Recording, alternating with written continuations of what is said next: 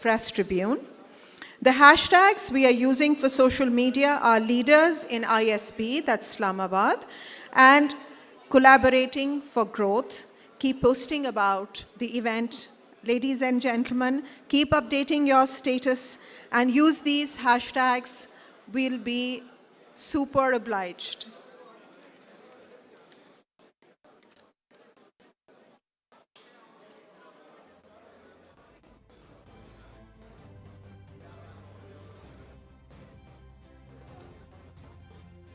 We've been talking about collaboration and collaborating for growth throughout this morning, and I'm sure many of us have wonderful takeaways to talk about later with our own teams respectively. If I could list things that we can talk about, it would be an awareness. Because when we collaborate, we become part of a working entity with a shared purpose. It would be motivation. We drive to gain consensus. It would be self-synchronization. We decide as individuals and we achieve as teams. I think that's the beauty of collaborating. It would be participation. It would be mediation, very, very necessary and essential instrument in today's world. It would be reciprocity, it would be reflection, and it would be engagement. So we are talking about this whole list of things that naturally happen when we collaborate. We have all realized that victory doesn't come to an individual, it comes to a team. And we as Pakistan have to work as a team. Collaboration for growth or collaborating for growth will be heavily dependent on our understanding of the technological paradigm, as fourth revolution has been repeatedly mentioned. If I could have your attention, please. I'm sure there are tons of interesting things to discuss. Thank you. So collaborating for growth is heavily dependent on our understanding of the technological paradigm. And we all understand that technology is insistent on continuously evolving, where change becomes a constant. And we are all directly or indirectly linked with generative AI. That's something that we are going to be talking about later in the session number 3. For now, we have a wonderful lady with us. I met her this morning, and I was expecting somebody rather boring because it's all accounting, and it's all ledgers, and it's all books. And then I meet this absolutely gorgeous young woman who is holding her own in this complex world of numbers and adding so much to it. So if I could have Lucia, you on stage while I give your introduction. Lucia Real Martin, GAICD, Global Executive Director, ACCA. Can we have more claps? We've all had lunch. Exercise will do us good. Thank you. She's Global Executive Director, ACCA, scaling up the discussion towards a more sustainable mode. We all desire a future-fit economy and intrinsically woven sustainability factor to make it effective, lasting, and how to make that dream come true is the challenge that we are all up against. Lucia leads the implementation of ACCA's strategy globally, working with growth of emerging markets. She has been a member of the executive board since 2019 and has spent good 3 decades into developing a global footprint for various organizations in diversified sectors. I invite Lucia to share her thoughts on scaling sustainability, challenges for a future-fit global economy. Over to you, Lucia.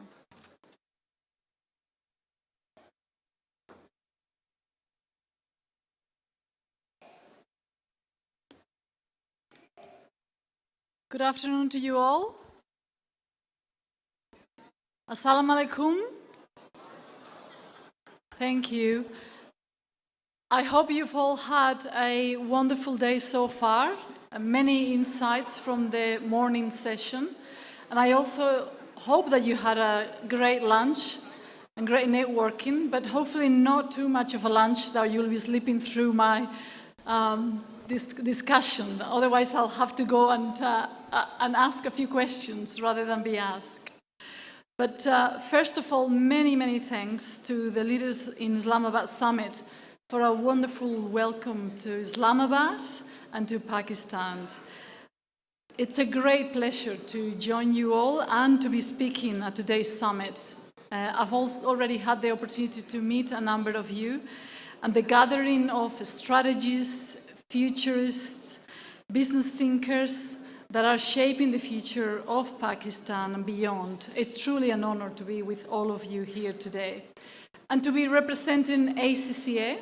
I know many of you will be familiar with ACCA. We are the Association of Chartered and Certified Accountants, the global leading accounting body with a strength of 250,000 members around the world, many of them right here in Pakistan. Pakistan is amongst our 5 top markets at ACCA, and which we're very passionate about in how we continue to develop the profession and the business talent here. So the theme today that I will be talking to you for the next 10 or so minutes is about scaling sustainability challenges for a future-fit global economy. And like many of you, I've had the opportunity to listen to our speakers before in the morning.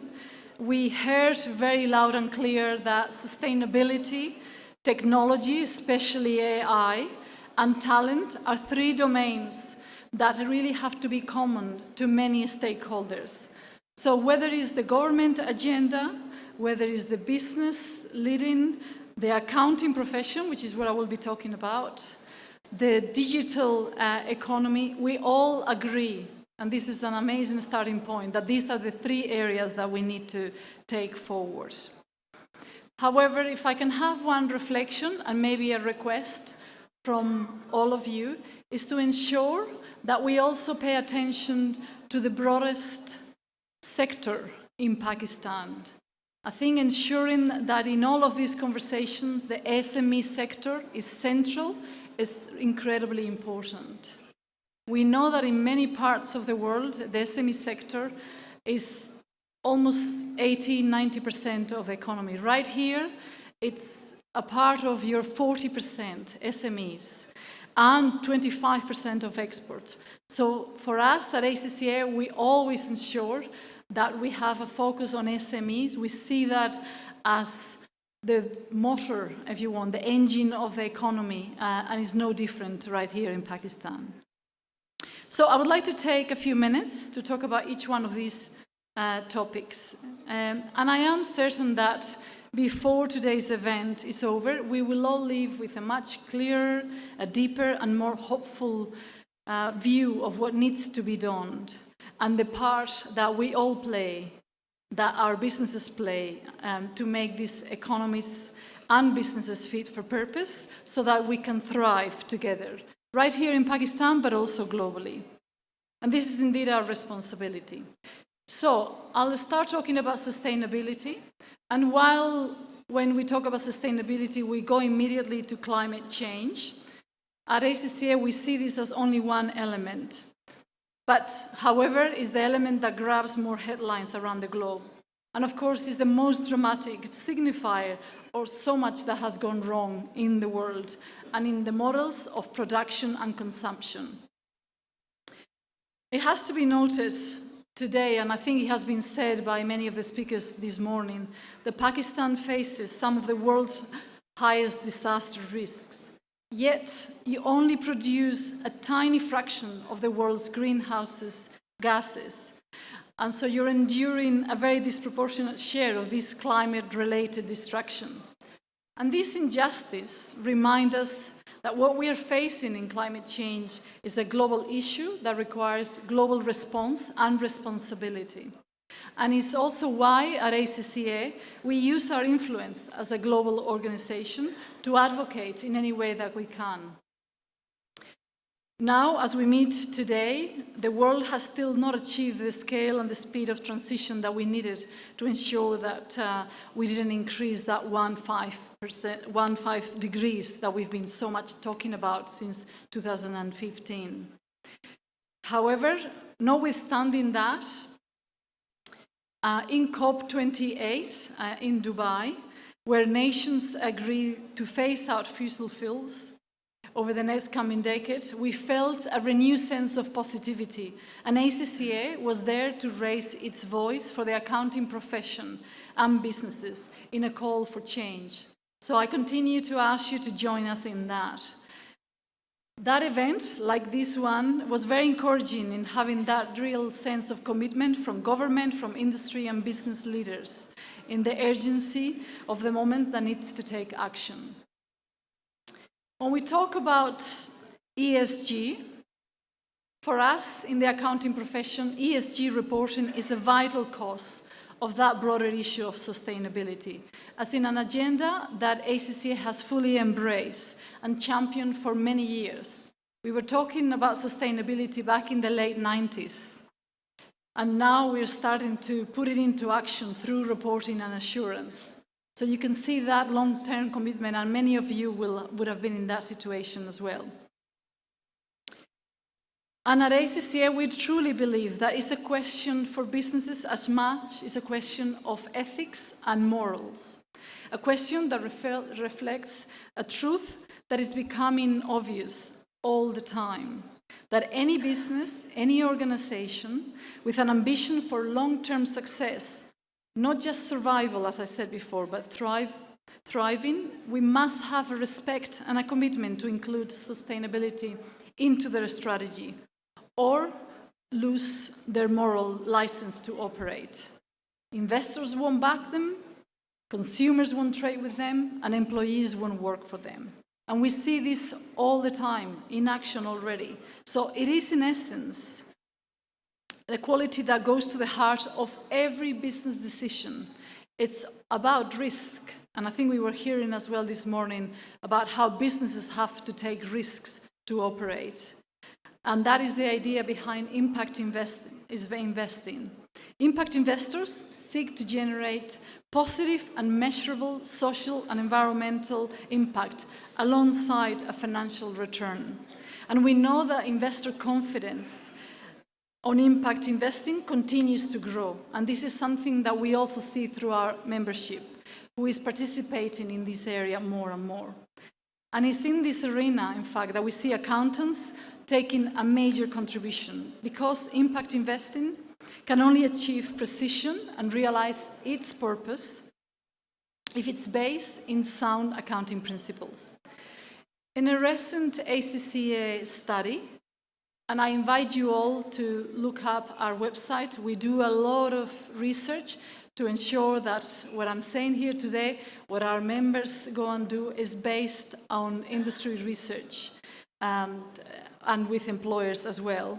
But in a recent study that we did on just transition and how accountants are key to supporting the journey to a new sustainable way of doing business, we had 3 messages for the accounting but the wider business community.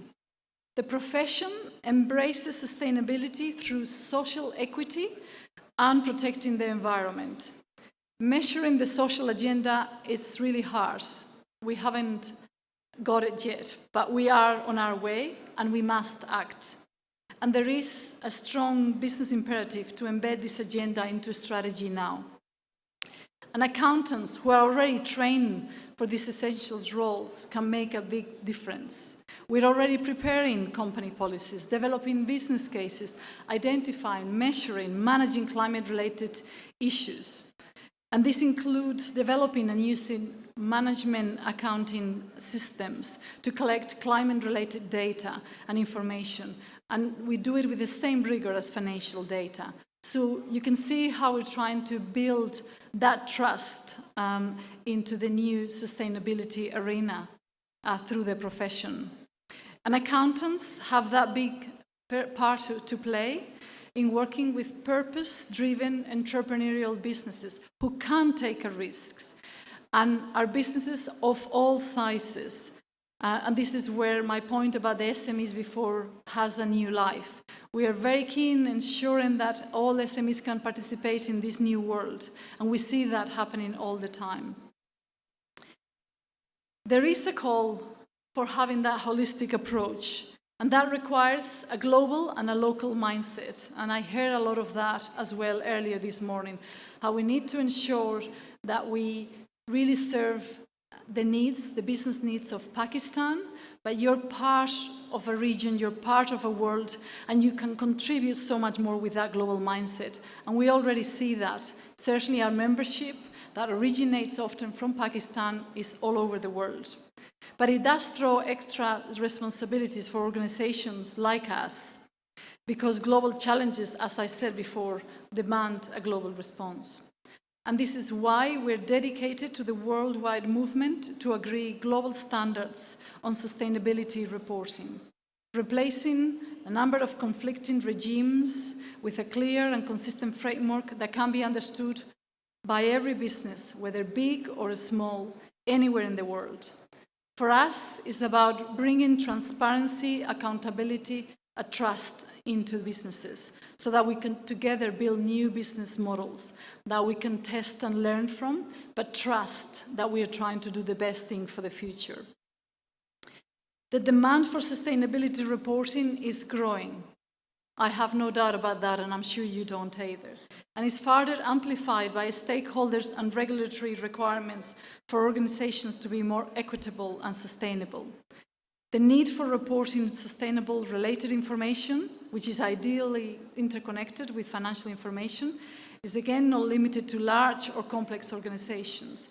All organizations eventually will need to have these demands. The supply chain, even though the requirement may be today, but it will be in the next few years, which is why it's so important, the SME sector. It really brings forward this imperative and that we support it in the process.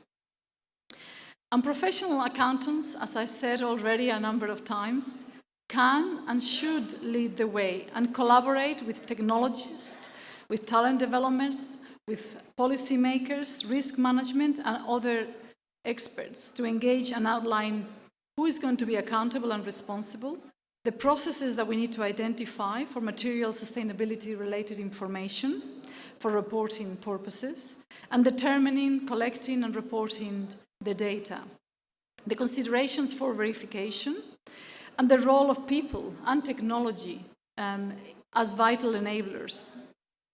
And trust in sustainability reporting is therefore of vital importance. How do we do that?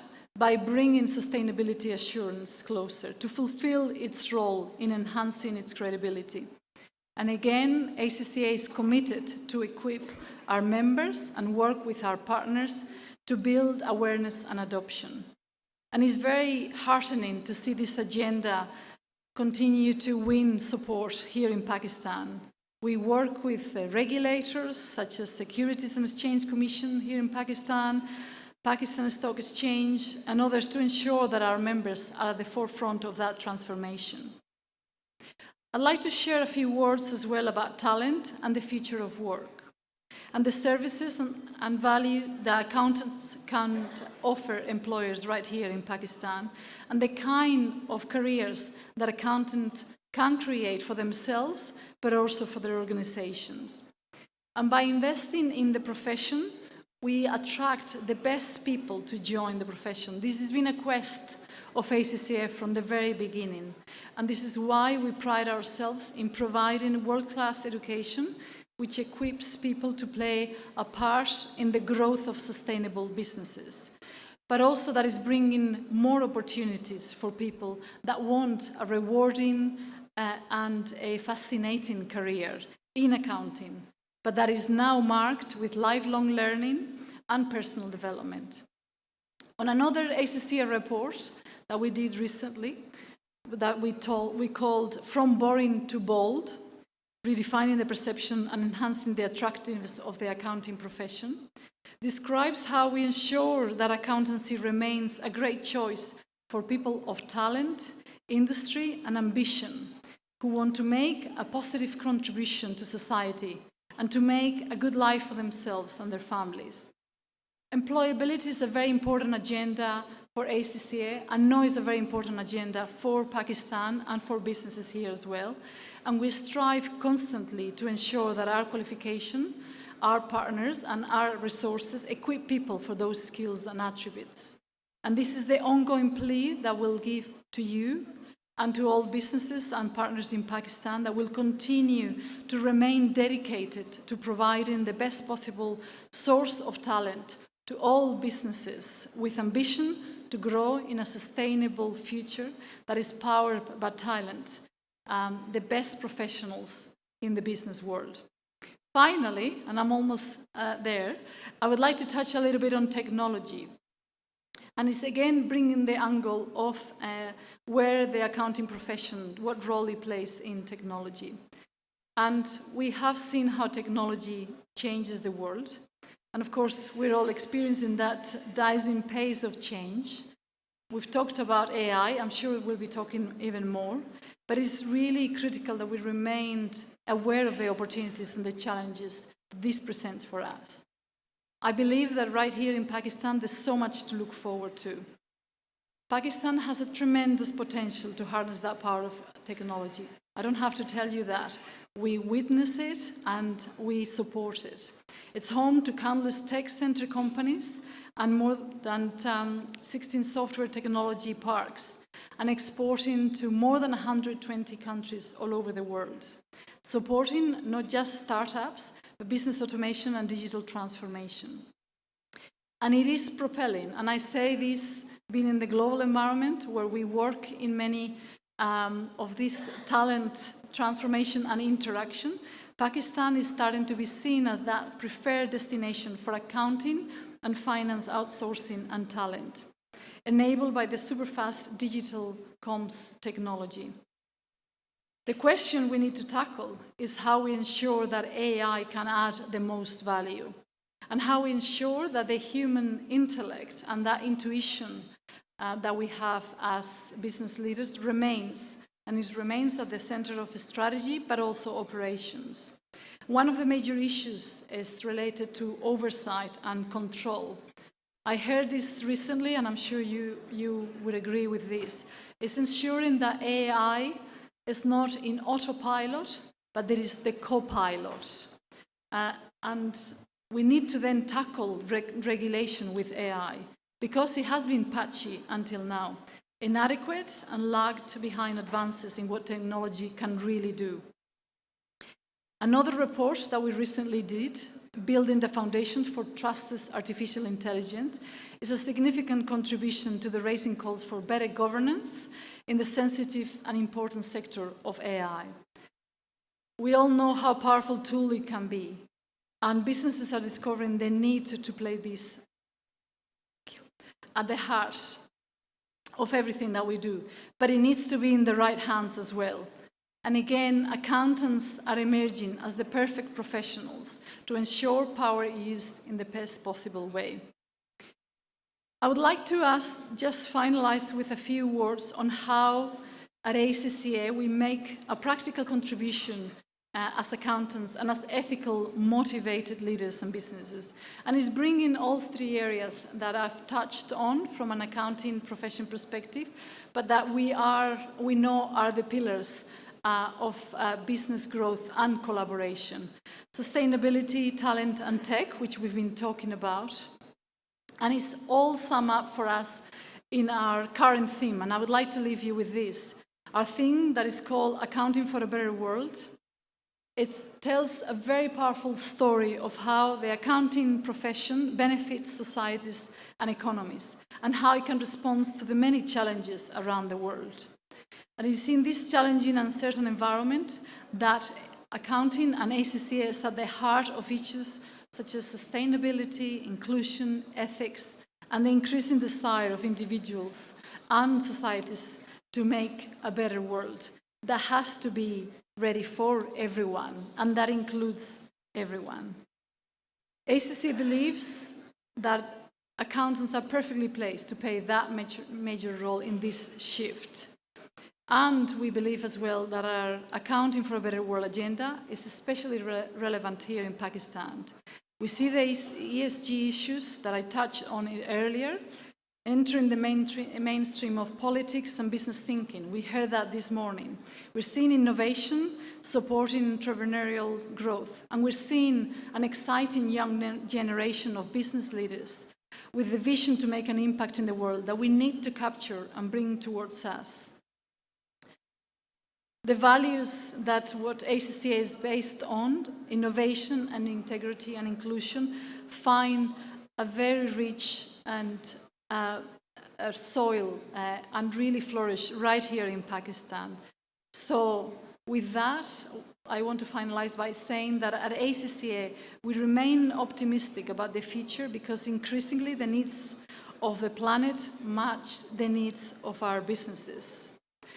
And I would just like to end by, after everything that I have said and the commitment that we have to Pakistan, but to the accounting profession, it's truly an honor for us to actually have our next president of our global body, representing more than 250,000 accountants around the world, to be right here from Islamabad. And we're very proud to have Ayla Majid, our deputy president, incoming president in the next year, being not only the first person from Pakistan, the first ACCA member from Pakistan being a president, the first woman from South Asia, and the first Muslim. So with that, I'll look forward to interacting with all of you. Thank you.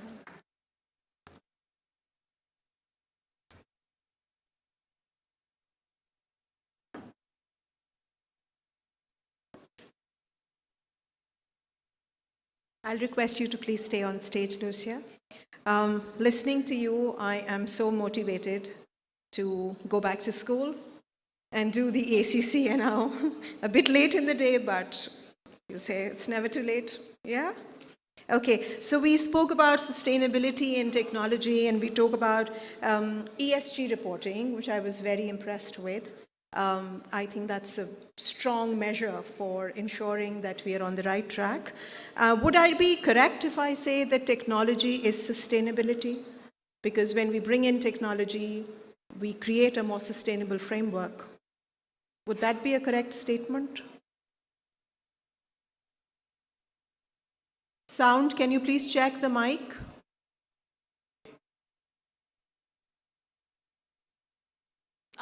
Yes. So clearly, technology hasn't reached me.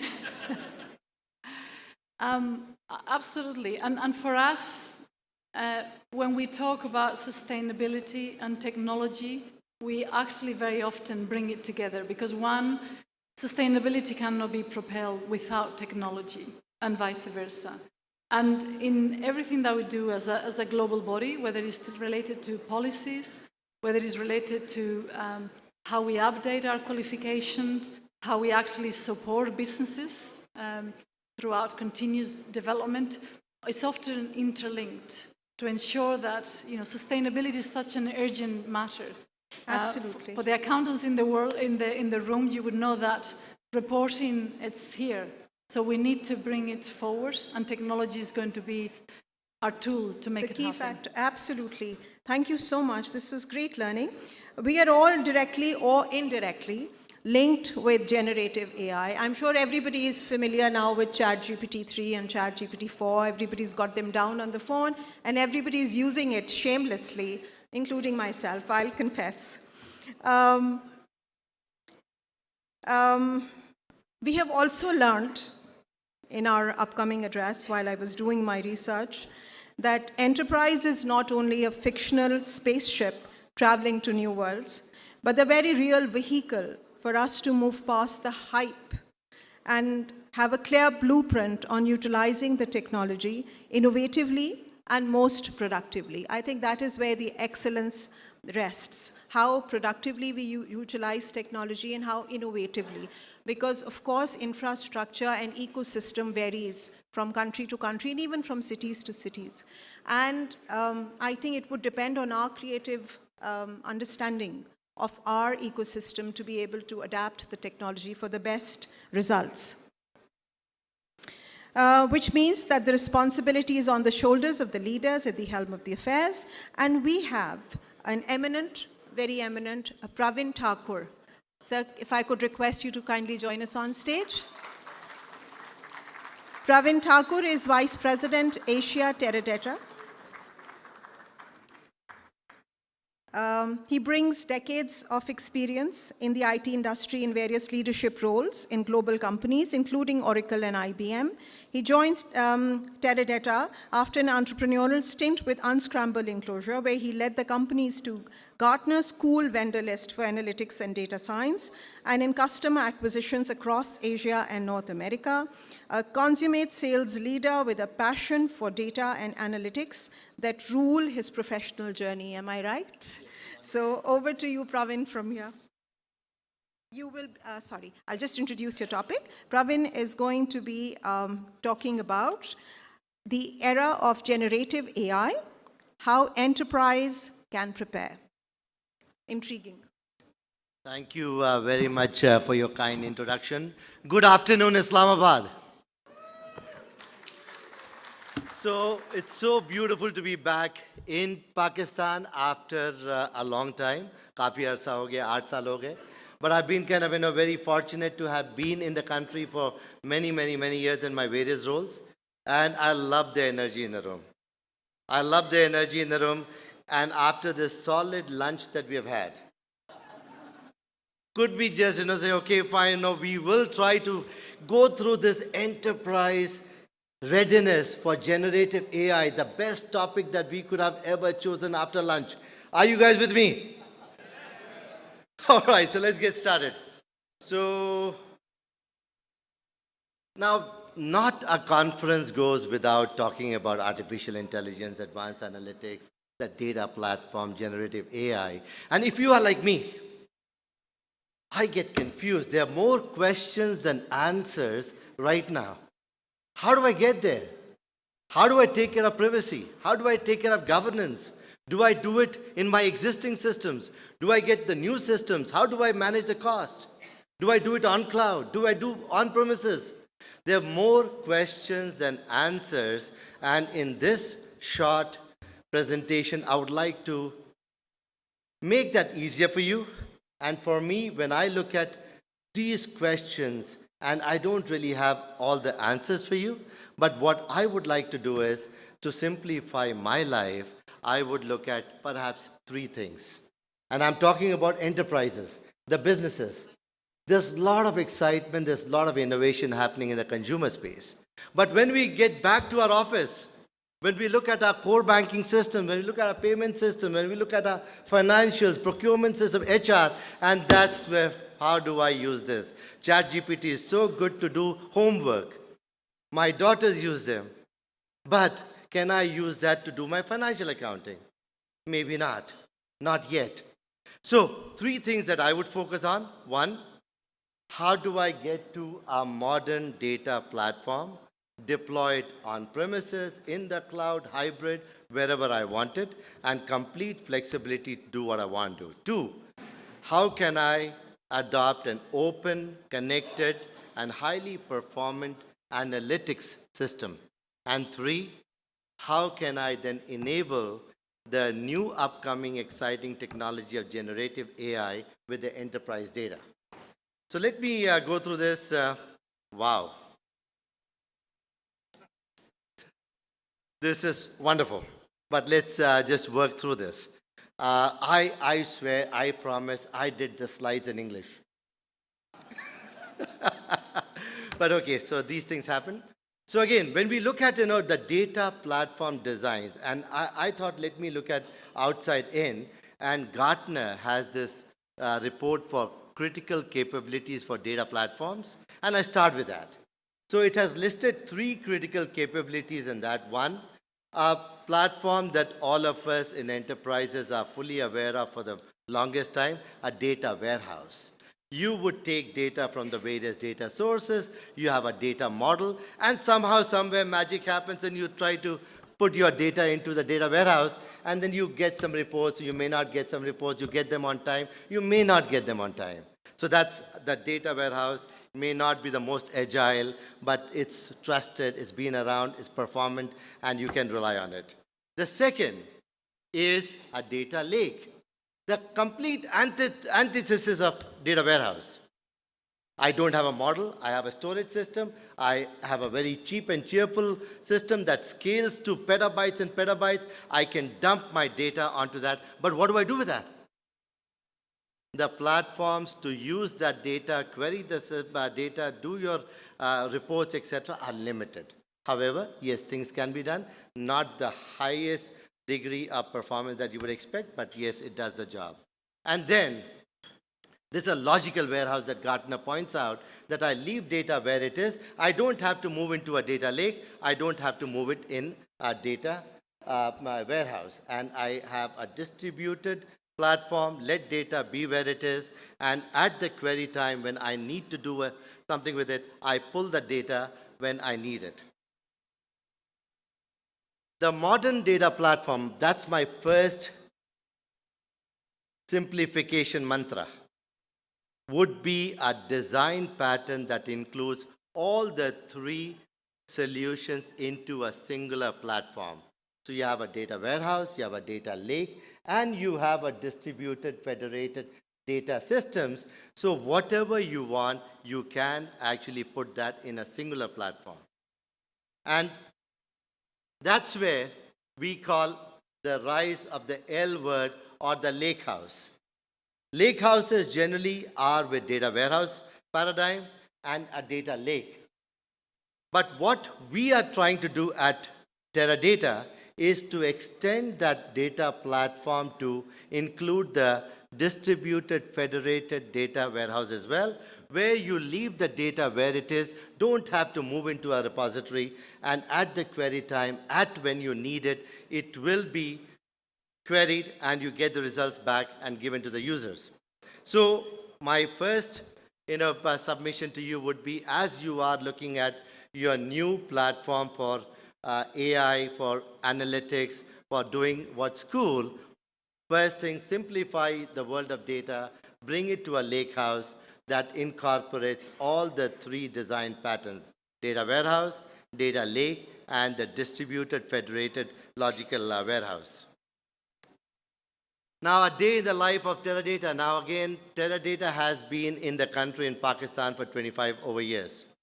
Under your leadership, Khurram, we made great strides. We built a fantastic team out here. We still have more than 400 people supporting global projects everywhere. And a day in the life could be 80-odd applications, 200 million queries a month. Millions of queries goes through the system every day with sub-second responses and looking at tens of petabytes. I apologize again, you can't, for whatever reason, read the slides, but tens of petabytes, looking at one of the largest systems has got 1.7 trillion rows in a singular database. And all these can happen with a massively parallel processing system that scales to any kind of data workload. And it's very important in a country like Pakistan when we are looking at digitalization at population scale. When we are looking at 200 million people, and if you want to now implement data systems that can scale out, this is the kind of platform that one would require. And you can deploy these systems, these highly performant systems, on premises, or in the cloud, or in a multi-cloud hybrid environment as well. The second area that I would like to do to simplify my life is adopt an open, connected, comprehensive analytics system. We believe in database analytics, and what I would draw your attention to on the left side of the slide are the in-database algorithms So for the first time, you don't have to take your data to analytics. Analytics is where data resides. That solves, simplifies your life in terms of governance, security, breaches, cost of moving data, governance, and management, etc., that invariably, inevitably comes with that. Two, we support all kinds of languages, whether it is Python, R, in database, native support for SAS, if there are a lot of SAS users in the country, looking at SQL, of course. And also a very, very, very strong supporter of open analytics platform with predictive model markup language or our open neural network platform. So again, you have in-database platforms that can now scale to support millions and millions of models. Rather than take data to the models, you bring the models, which is a smaller piece of work, to massive amount, petabytes of data in your singular platform that we talked about earlier.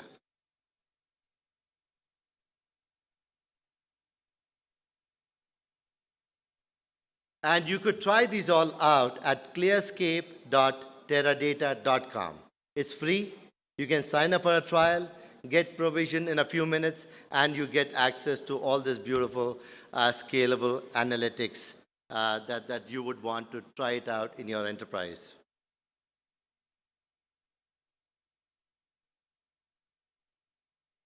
And once you have the data platform, once you have the advanced analytics in the database, all the algorithms and the open analytics framework that I just touched upon, you can extend this to generative AI capabilities by bringing in your own large language models.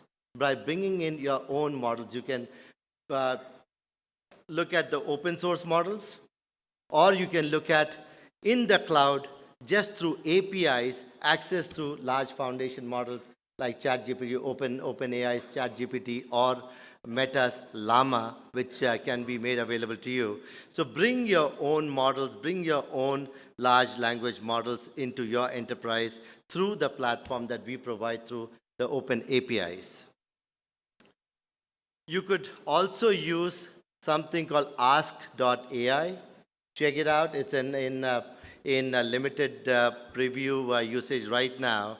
And we have made natural language available to the enterprises to discover your data, to know what data needs to be used to support your business processes, for your fraud management, for your propensity to buy, your next best offer, marketing campaigns. If you want to bring the data together for your best campaign, we have an exploration tool that can now be used in natural language for you to get all those insights from the databases and then employ that for your marketing campaigns or for your fraud management or whatever use cases are.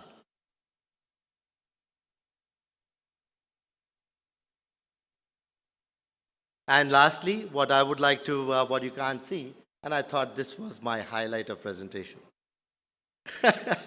But these things happen. So again, on the top, imagine the general intelligence of a large language model like OpenAI or Llama or Whisperer or whatever have you, whether open source or a private paid for solution. You have the general intelligence, cognitive intelligence coming from these large language models. And at the bottom, after the plus, you combine that with your enterprise data. And the enterprise data can be tuned with our capabilities with the most often run queries. So with one of the customers for a tax department in Asia, what we have done is we have taken the top 200 queries that the customers run to fine-tune their models against those large language models. For citizens now to interact in natural language with the back-end tax systems in terms of looking at what are the tax dues, when are these taxes due, what are the rebates, and whatever queries, whatever interactions that you need to have with your tax systems. So you can take the large language models and the general intelligence, combine that with your enterprise data, fine-tune that data with your most often run queries, and you can combine that with lots and lots of unstructured data at digital scale, whether these are audio, video, through the embedding models that we have, to give you either a co-pilot, Lucia, you refer to a co-pilot, or it can be a business application, or it could be what I like to believe, the future, a digital employee. That's where we are moving. But in order for us to move to the digital employee with generative AI, for us to take advantage of all these good capabilities of generative AI, go beyond just doing homework at home using ChatGPT, deploy it for your enterprise functions. We will have to bring some of these, but you need to get your data right. That's your first mantra. Modern data platform around the 3 design patterns: data warehouse, lake, or a logical warehouse. 2, an open, connected, highly performant analytics ecosystem, and extend that with your generative AI through those enrichment models, through those vectors, or through these capabilities that can fine-tune your enterprise data to now respond to citizens or employees or users with answers. Thank you very much. Have a great afternoon and at work.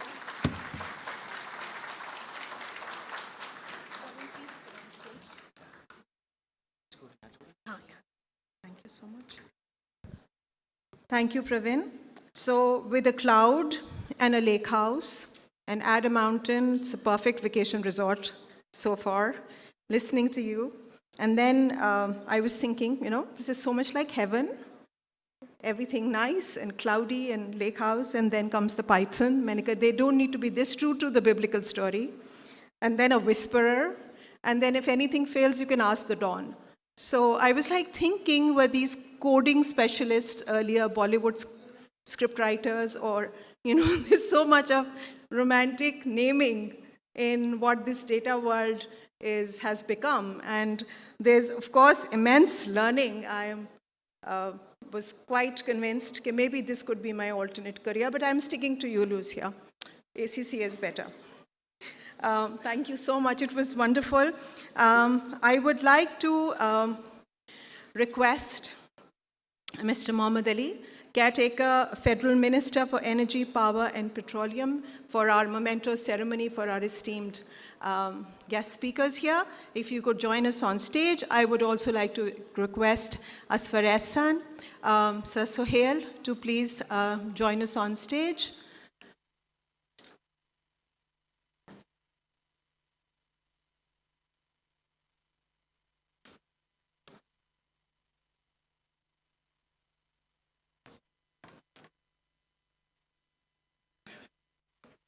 To Lucia Riel Martin. Thank you, sir.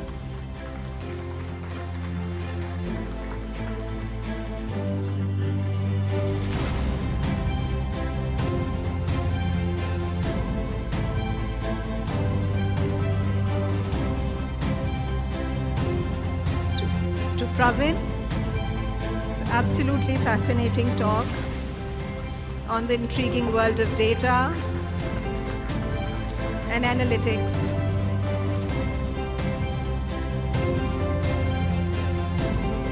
Thank you so much, Mr. Mohammed Ali. Thank you so much, Asfar, Sir Sohail. A group photo, please.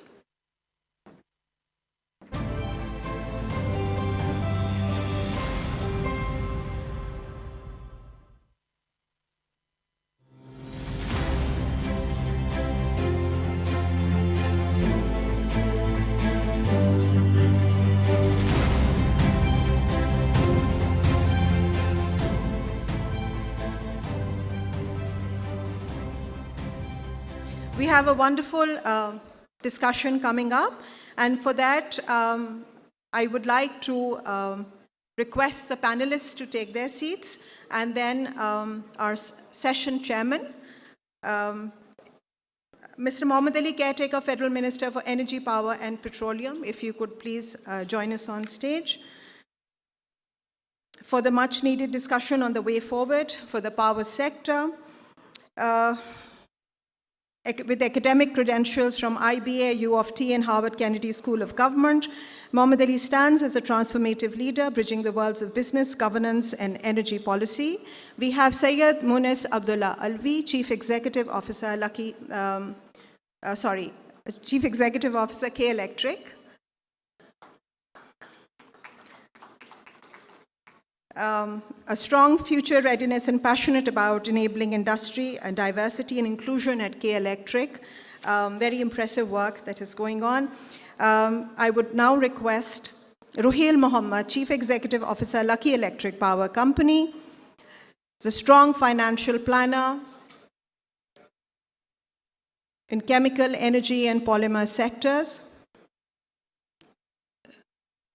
Mr. Ruhail Mohammed, oh, he's here. Great. And we have our Ayla Majid, ACCA's Global Deputy President, Founder and CEO, Planative.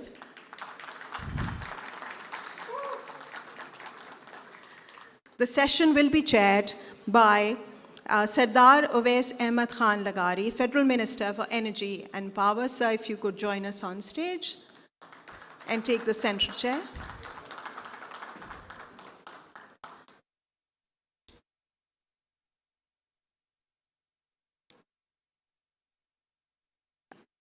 I would now like to invite Sajid Aslam, partner Spectro LLC, USA, to moderate this session. Over to you, Sajid.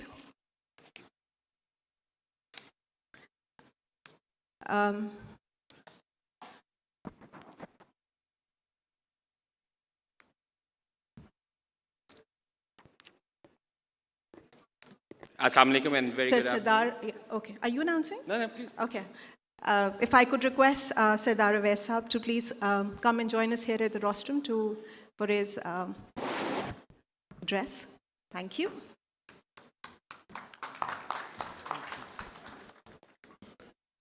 Bismillahirrahmanirrahim. Thank you so much for the invitation.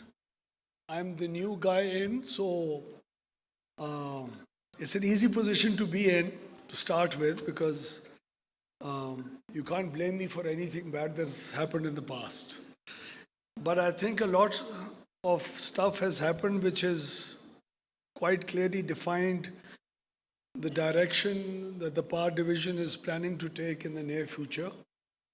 I think the input and the effort that was made by my predecessor, Mr. Ali, was absolutely critical.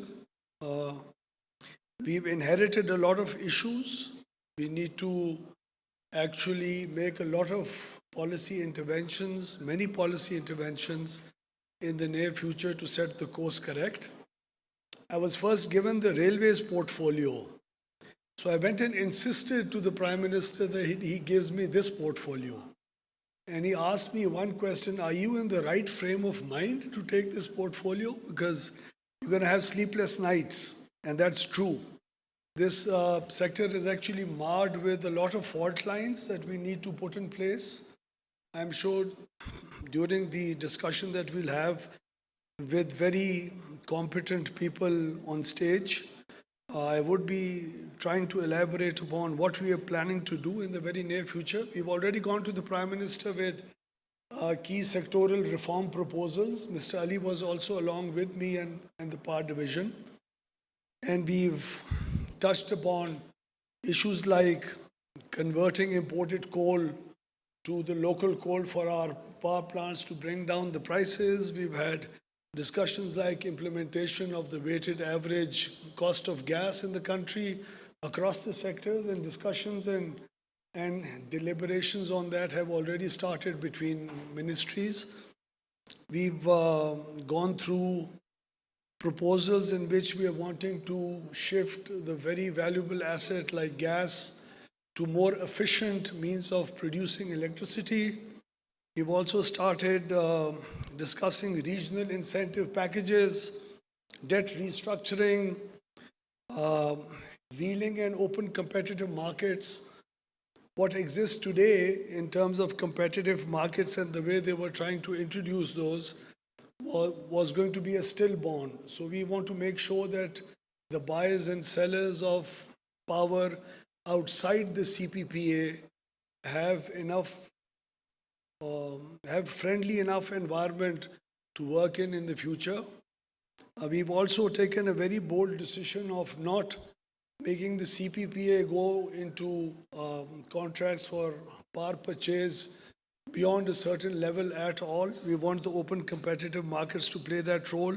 The GENCOs are just a drain on us. They're running inefficiently. Their entire processes are faulty. We have 7.5 billion rupees in salaries that we are dishing out to employees who just sitting out there and looking at absolutely trash machines that we own.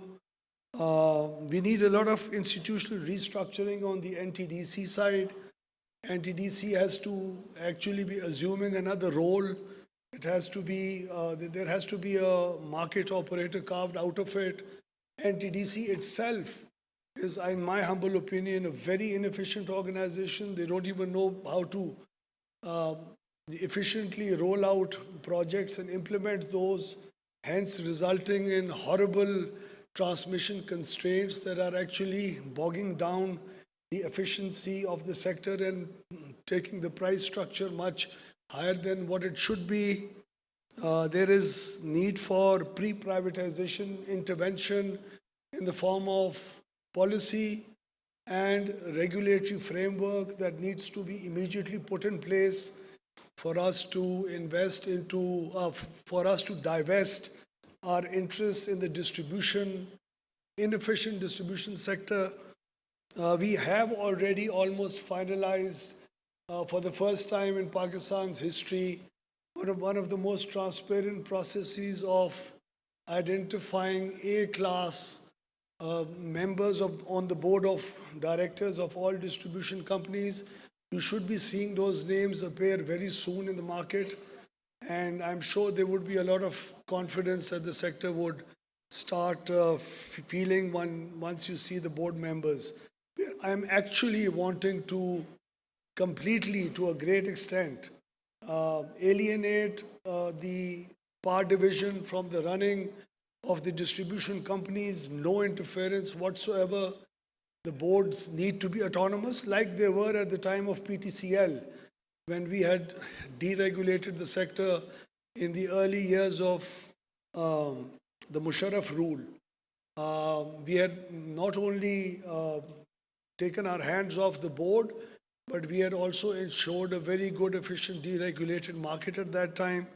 Wanting to do the same in this sector, there has to be efficiency coming into power consumption itself.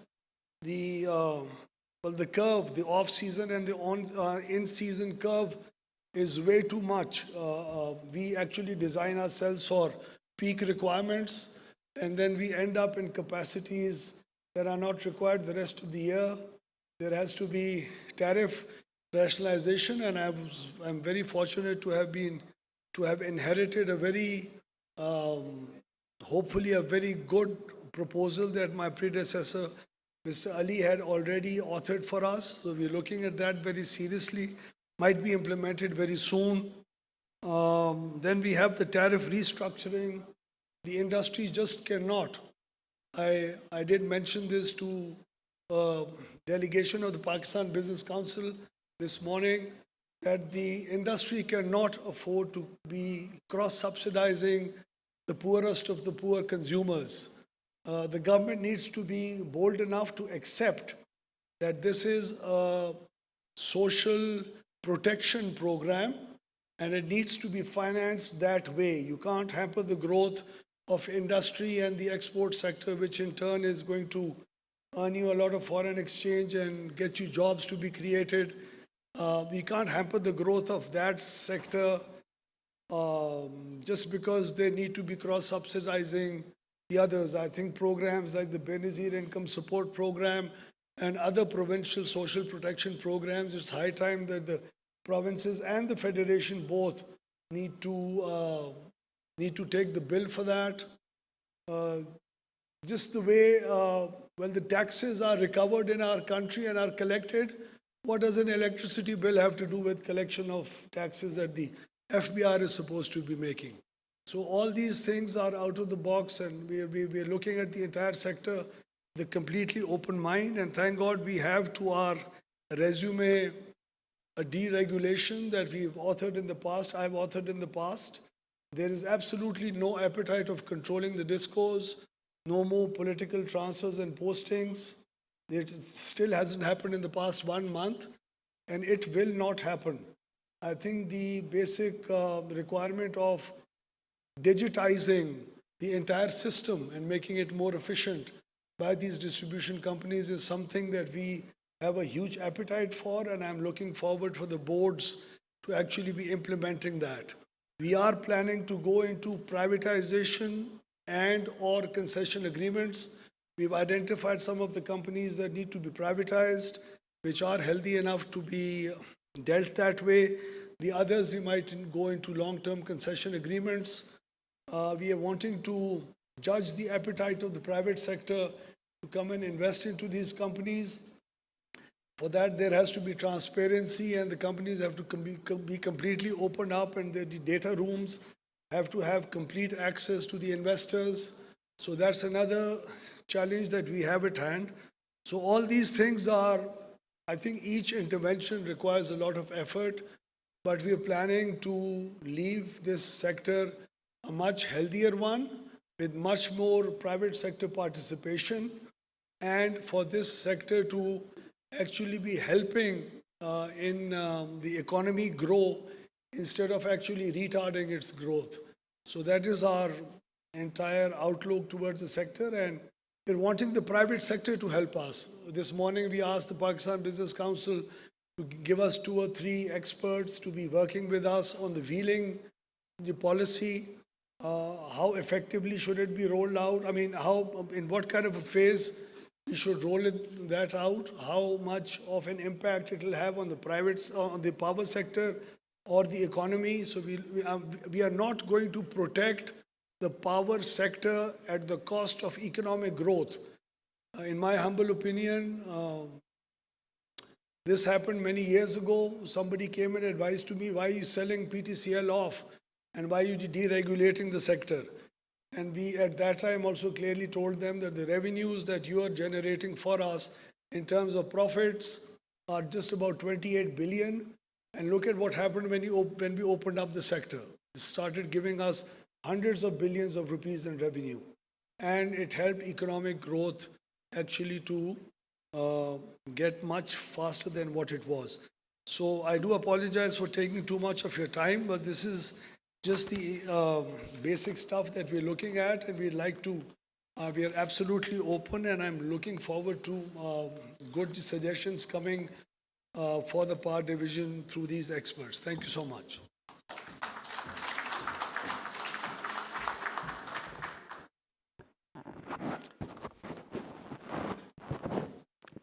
Thank you, sir, very much for setting up a scene for us. And I think that gave a very good, a comprehensive structure, and that we can use for this panel as well. So we talked about the generation, we talked about the transmission, distribution, efficiency, conservation, governance, policy, digitization, privatization, and transition. So I think that's quite a comprehensive agenda when we look at the power. But I think the most important thing, linking the power sector to the economic development. Today, even if we talk about industry or technology, everything requires a power, and they need a power which is sustainable now, because if we are getting into the export business, then it has to be something which is not driving that emission. So that's one of a challenge which we will be facing.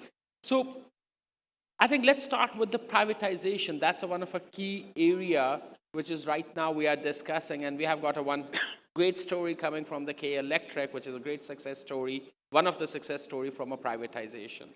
So starting with you, the privatization, we are talking about the power sector, we are talking about other sectors as well.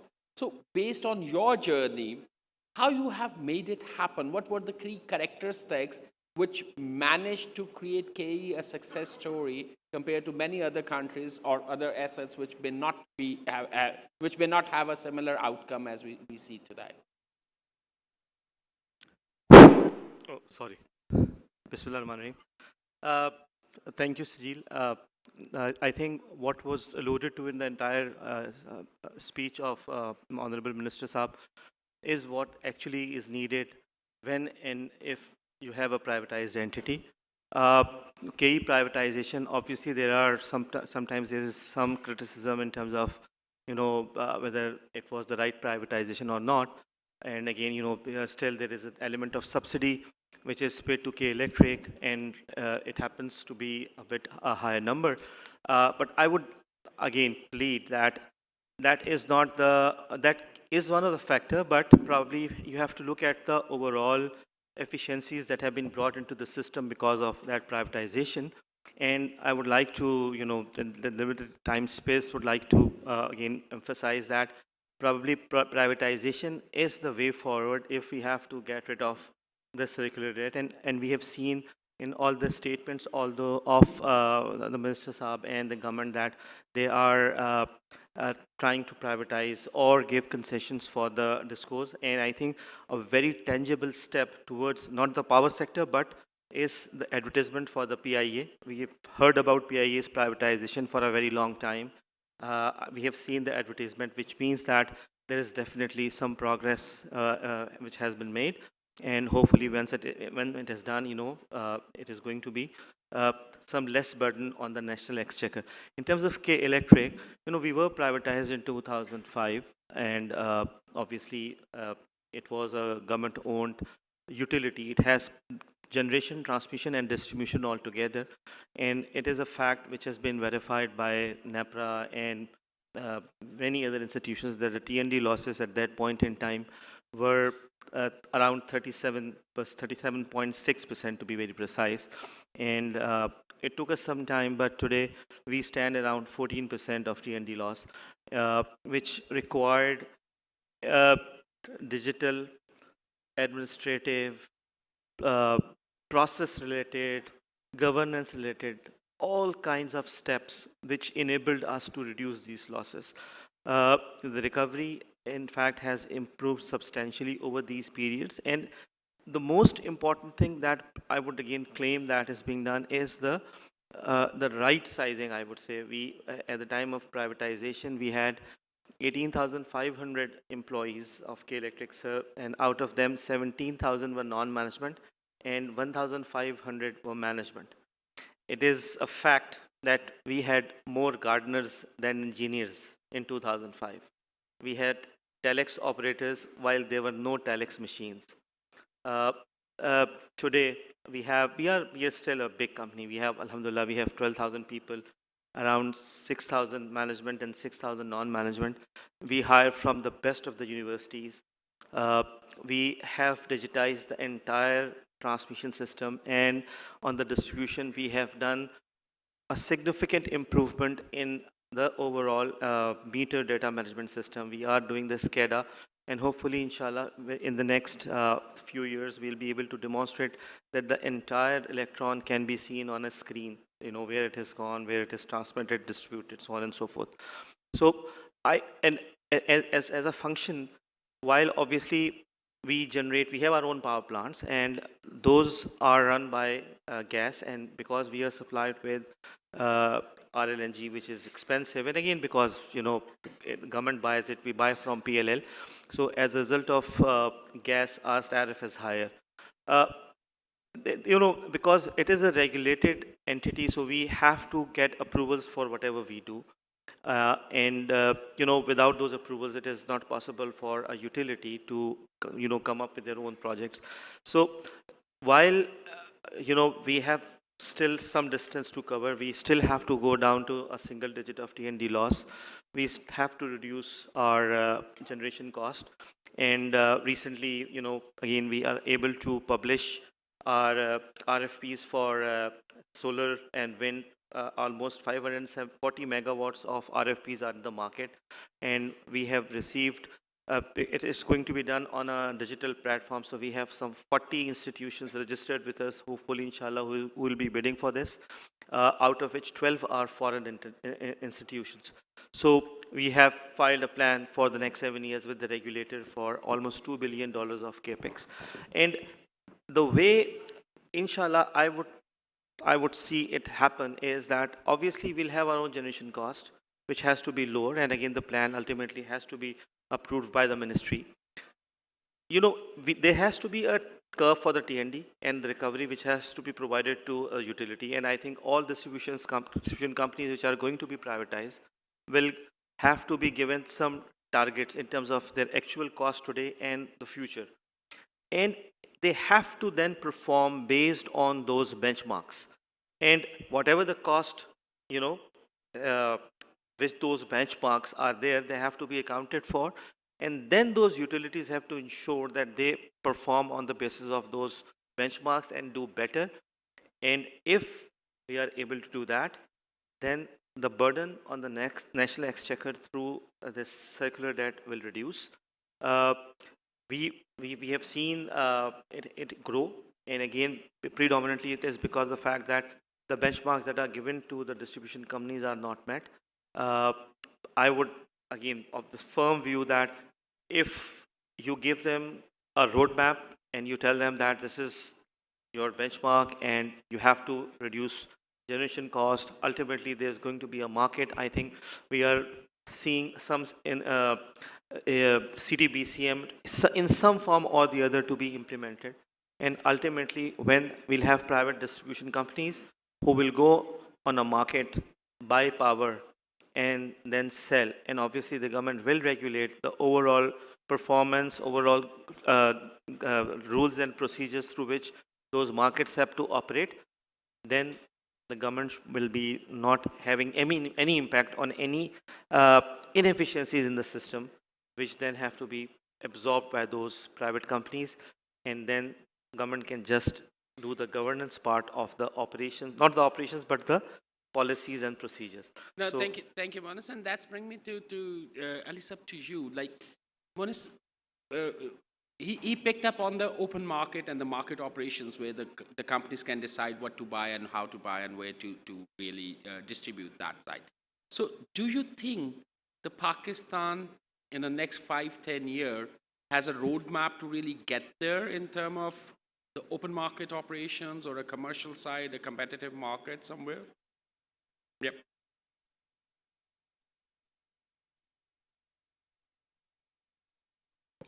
Thank you. We can, but not in a very aggressive fashion, because in the past we have signed contracts with generation companies in which we have agreed on a take or pay basis, which means that government and government is the single buyer. Those contracts have been signed. The life of those contracts is 25 years. Three major policies have decided these contracts. One was 94 policy. But the IPP set up under those will be out of the system soon. The ones which are set up under 2002 policy, we negotiated with them around 5 years ago, and we have agreed that they will move towards competitive market. But a large chunk was set up under the 2015 policy. Those are the coal-based IPPs. And those have this government has a contractual obligation to buy from them for 25 years, roughly 16, 17. So we won't be able to shift all of them. However, 50% of the generation today is in government hands, hydel and nuclear and all. So overall, we can, and I think it's time that we move towards a competitive market. We should take the first steps towards that. And for that, we will have to sort out the wheeling issue, which has been pending. Wheeling, the pricing which has been discussed in the past, it is not feasible to do wheeling on that cost. So how do we solve this problem? Because there is stranded cost, there are losses in the system. The government is obviously and rightly worried that the good customers will go towards, will take advantage of wheeling, and the customers in which the losses are high will remain. So how do you solve that?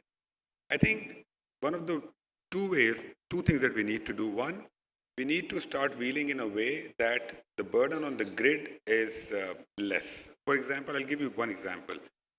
We are talking about stopping supplying gas to the captive plant. Captive power plants are roughly 15% of the total system. Those can easily be shifted to a competitive market or towards wheeling, because once they don't get gas, you shift them under decent wheeling charges to that. And there'll be other steps. So wheeling is one thing we need to sort out. We need to set up the competitive market, and we can start gradually shifting the consumers, the bulk consumers, and eventually the retail towards that. So in a nutshell, yes, we can shift to competitive market. Over the next 5 years, we can start, I think, in the next year or so, because the homework is already done. And over the next 5 years, we can transfer a decent demand on the competitive market. And the entire roadmap might take 8 to 10 years, which is all right. So yes, we can do it. Oh, we can do that. And I think it's time that we start taking actions in that direction. Thank you. I think let me pick up with Rohil, and then I'll come back, Ayla, to you. So Rohil, you are working in the private sector right now. So there are certain policies and the change of policies, and then the wheeling charges issue or a transmission issue. There are many things over the period which has evolved in a certain way. So sitting in a private sector, how you see the overall challenge in terms of the shortage of electricity or transmission challenge, or attracting more investment or maintaining those plants and keeping them profitable or at least viable going forward? And let's come to that, and then we will come to the transition of that to the renewable later. Yeah, so I think right now, as far as generation is concerned, there is absolutely no shortage of power. I think everybody knows the numbers. We have an installed capacity of something like 43,000 megawatts. In the non-summer months, it would go down to maybe 30, 35. But in the non-summer month, the demand is also less because of the cooling. So clearly no shortage there. On the contrary, because of the economic conditions and the constant raising of prices, the demand has also come down by around roughly 10%, which is not good. I mean, obviously that's a bad sign for the country. There are obviously transmission issues, but those are hurting the cost rather than availability, because, for example, if there's demand in the north and the south plants are more competitive, the cost, there are plants available in the north, but they will cost more. So it's not a shortage issue, it's a cost issue. Where the load shedding and things take place are at the distribution level. And I would say there are two types. One is, I would, for simplicity, say voluntary or involuntary. Voluntary meaning you're doing it for economic reasons because the losses are so high that you load shed to bring down your overall loss percentage. And the other one is in a lot of discos where demand has taken place in the past, the transformers are overloaded. So, and they don't have the money to upgrade them to supply that power.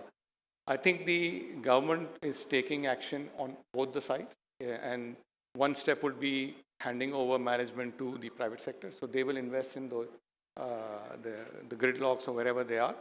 And the other one is related to the voluntary ones. And there, I think there's a combination of governance, combination of political will, because in the past, whenever, for example, Mones would go and cut power, the law enforcement, instead of siding with him, would side with the people who haven't paid their bills. And also technology. Now, the technology that has come in the last 5-10 years, now it's easier to identify, the people who are actually defaulting and cut their power rather than a collective punishment of and so on. Thank you. No, thank you. And I think there's just a question when we are looking at energy or a power sector, we look at that something which is the matter of security, which is a matter of economic development. And at the same time, we have got a lot of pressure being a signatory to Paris Agreement, the sustainability and the transition side of it.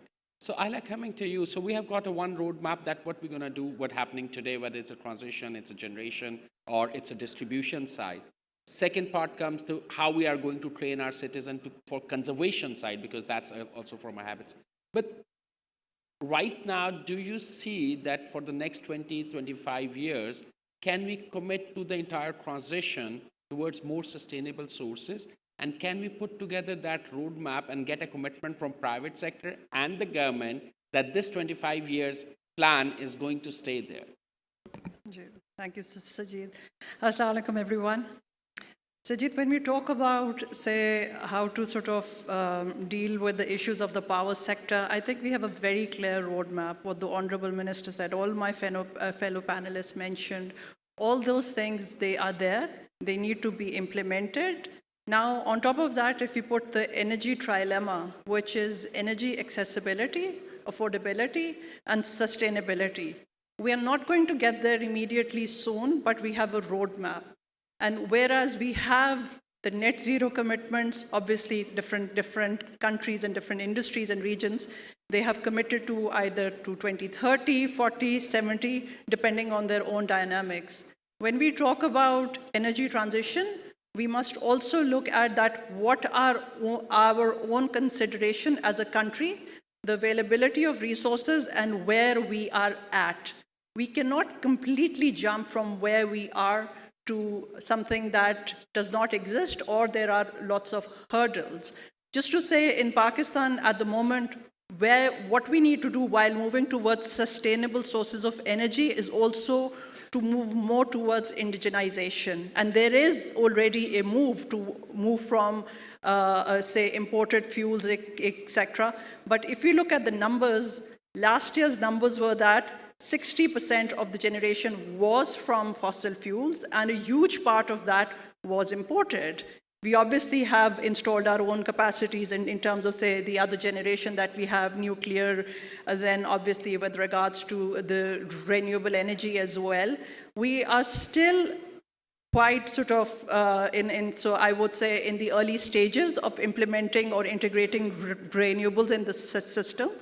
Now, in terms of the roadmap that you mentioned, it is extremely doable because overall the costs have really come down. And technically now it is possible. We do not need to sort of deal with issues with regards to intermittency or such, because now we have even storage solutions possible as well. If I look at 2010's number, the solar generation has come down by more than 80%. In terms of onshore wind, close to 60%. There is a lot of investment. About last year, about $35 billion of investment was done in the battery storage area. Now the batteries are getting better and better, and they're coming on board as well. So we need to sort of put everything together and see where we are moving. I'll just add one more thing here, that just integrating renewables is not about generation. We also need to look at the readiness of the grid. Globally, there is about $550 billion investment just required in the grids to integrate renewables. As of now, about 1,000 gigawatts of wind and solar projects across Europe and US are waiting to be connected to the grid because there are challenges. There is another interesting element, and then I'll sort of stop here, which is to look at the supply chain, which is at the back. Now, to move towards transition, we need to see what is the supply chain readiness, including minerals. I think we need to pivot Pakistan as a key player towards energy transition. We all are aware of the huge resources for energy transition that we have in our country.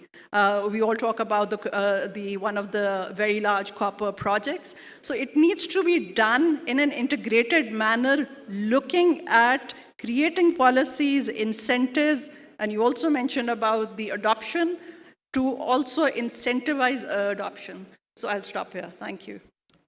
No, thank you. And I think that's where this roadmap comes more interesting.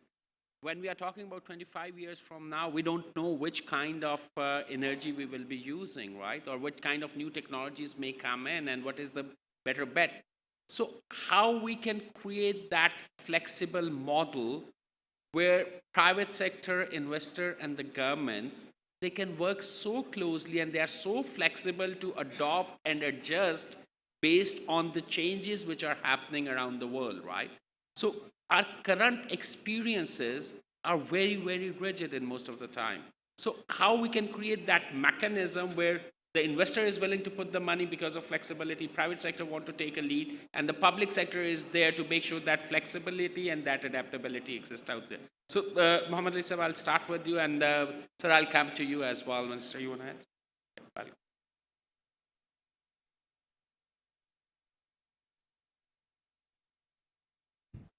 I think there is silver lining here, okay? And there are certain things which will work in our favor if we position ourselves correctly and if we put the sector in the right direction. Now, there are four things I think which will work in our favor, and those are frankly the areas where we have messed up in the past, but we can take advantage of those. Firstly, in Pakistan, we have highly inefficient appliances today.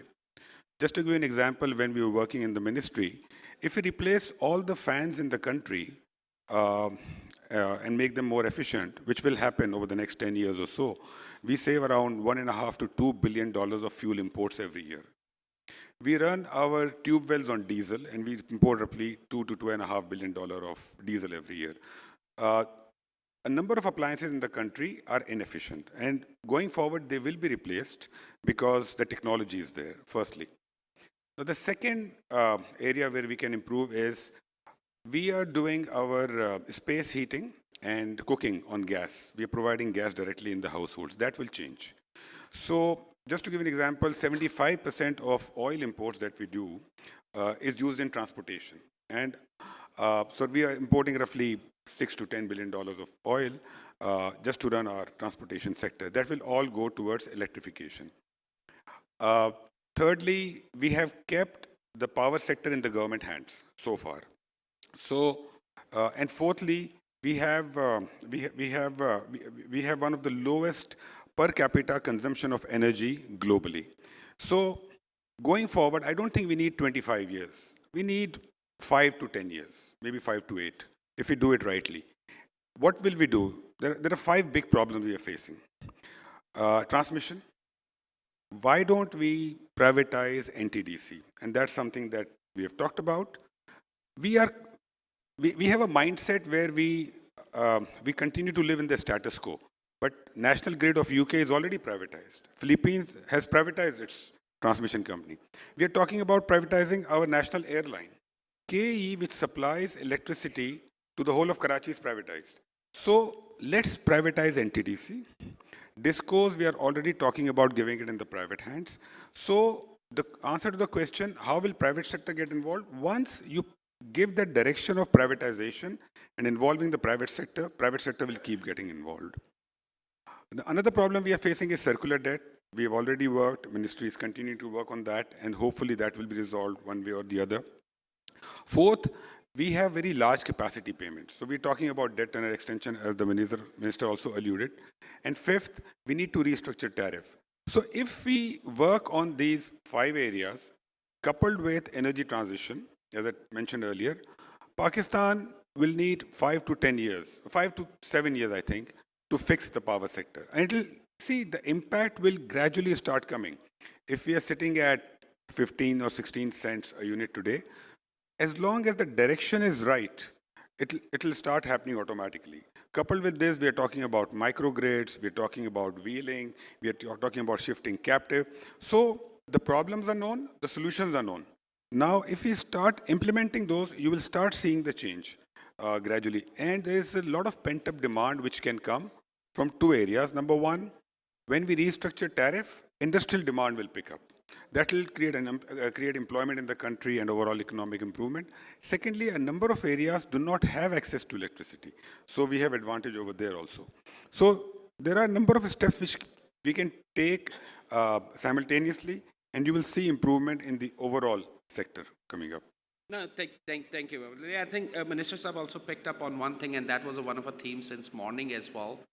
The government want to enable business more and more. They want them to come forward, and they want to build that trust, and they are taking action, like Minister also mentioned about the privatization of PIA is a one step which was talked about, and now there is a significant step. So narrative is there, intent is there, collaboration is one of our area where we still struggle, really get the things done in a one room when the investor businesses and the policy makers, they are sitting in a one room to get them to the level where we get to the execution. We are seeing bits and pieces happening now. And that's one of a thing which we would like to explore more, how we can expedite that, particularly for private sector, power sector, which is a base for technology or industry both. So, Rohel, I'll pick from your side first.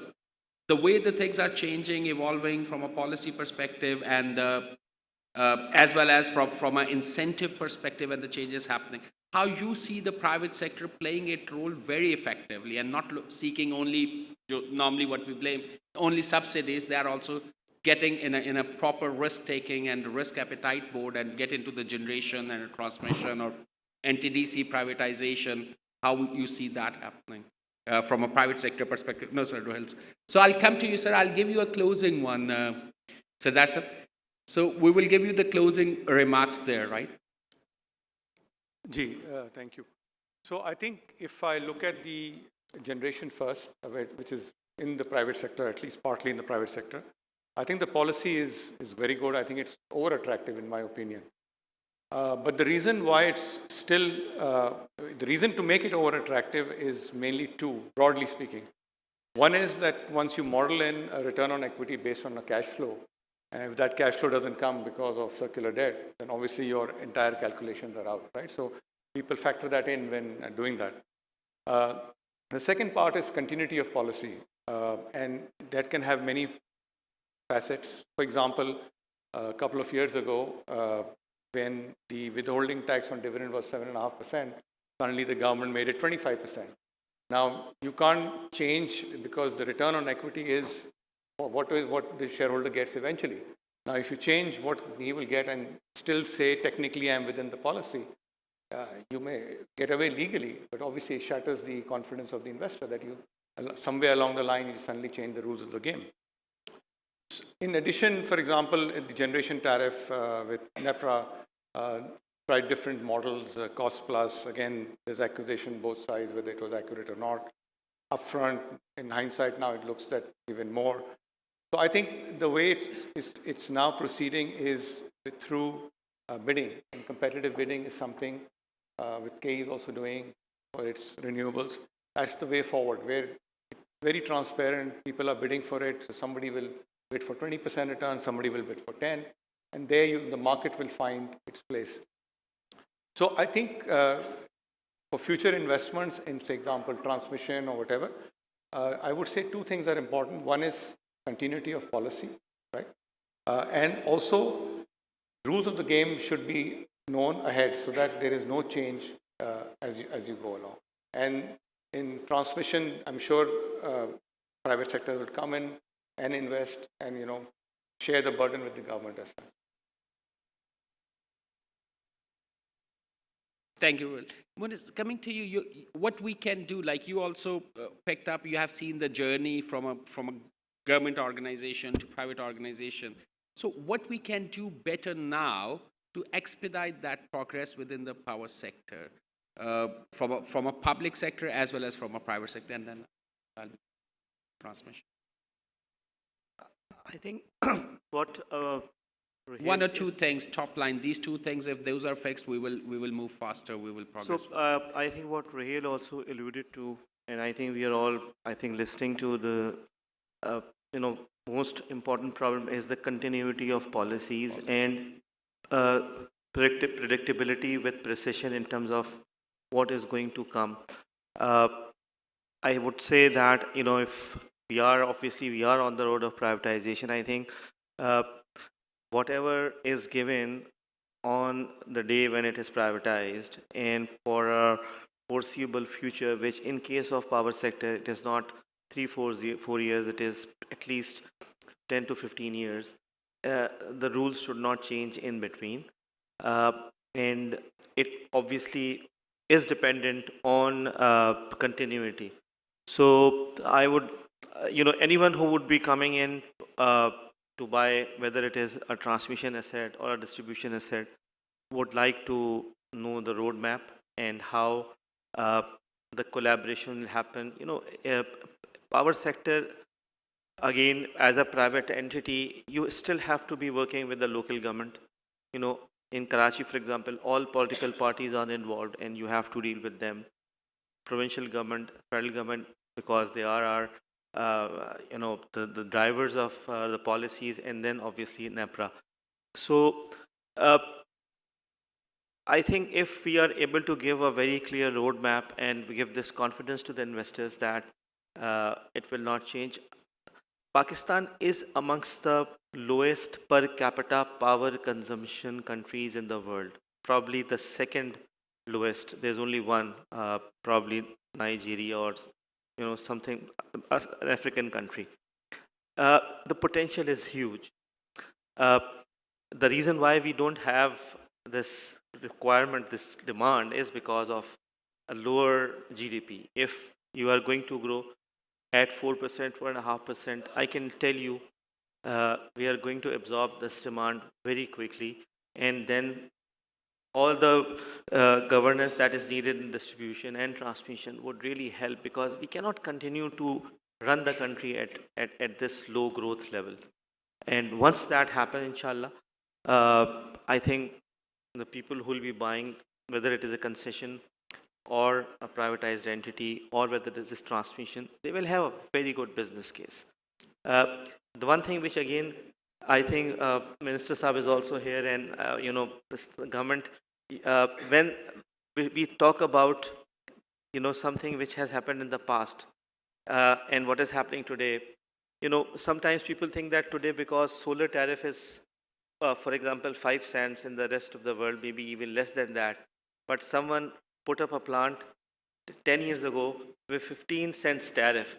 So the 15 cents tariff was relevant at that day, and it was given. So today it cannot be compared with someone who is putting up a new power project, a solar or a wind, at 5 cents or 6 cents. So maybe they are making money.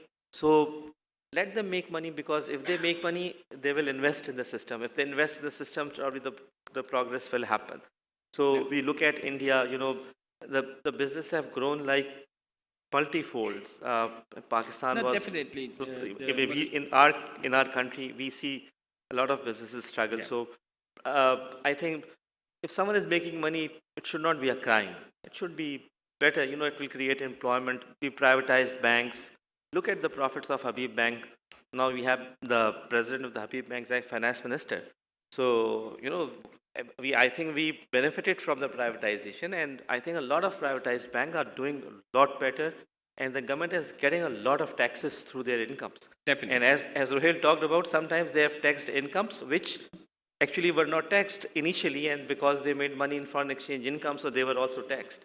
So this is a good problem to have, probably, if we look at it from that perspective. Privatization and getting the business involved, and they make money, wealth generation, job creation, all these things are a part of the entire economy.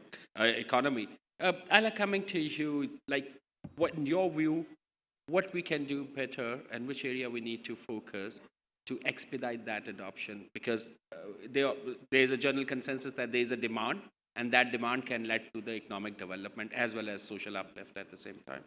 Sure, yes.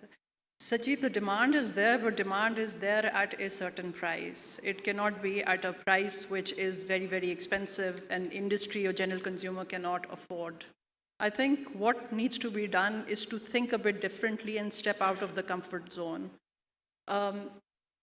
Giving more of all of these areas, whether generation we've already done, moving more towards the transmission and distribution, everything to the private sector. The private sector knows how to optimize utilization, how to optimize the use of the asset. I'll take the analogy of the telecom sector. There used to be a time when every telco would come in and put their own towers, and they realized we are not optimizing our assets. They bundled all of those and then gave it to a third party, which would obviously run it better at a much more cost-effective manner. And then also, now in terms of transmission, there are so many additional revenue lines that a private sector transmission company can generate by using that right away, adding more and more services. So I think that is critically important. There's a lot of investment needed in the transmission and distribution. The private sector will bring that. And with that, CTBCM needs to open up. There should be, obviously, there are the considerations with regards to losing the good customer, but the good customer, unfortunately, will go off grid because there is technology and there's pressing business case now. So now to bring down the cost and to retain obviously the customer, whether it is going to be the customer of the grid company or the distribution company or of a third-party private company which is offering energy as a service. So that is very important. And I know you wanted to talk about the carbon credits as well. We don't have much time about that, but just to look at in the energy transition sort of ecosystem, there's a huge opportunity that we as a country that are so adversely impacted because of the climate change and the kind of voluntary carbon markets, the kind of sort of huge financial potential that they offer, our projects and a lot of what we are intending to do, it should be part of our roadmap. We can achieve a lot more. I do not get worried or intimidated about the challenges that we have, because the good thing is that we all understand what the solutions are and we have a roadmap. And now we need to move towards implementation. Thank you. No, thank you, Ayla. I think the one theme which I pick up is, again, going back to the fundamental collaboration. That's what we are discussing since morning. Building trust, confidence by engaging each other and collaborating, and be flexible enough to give everybody space so they can execute, rather than creating an environment where the execution become one of a challenge. And I think some of the, again, since morning, we are seeing some of the steps which are being taken, some of the progress which is being made. And this engagement, I'm sure that will create a lot of positivity in terms of seeing those as a evidence, and the engagement itself is one of a commitment which government is making. So, Minister Sahab, I'll hand over to you for the closing remarks. You asked for the candid comments from the panelists. So you had those candid comments from the panelists. They have tried to sum up certain areas which we can do in this time.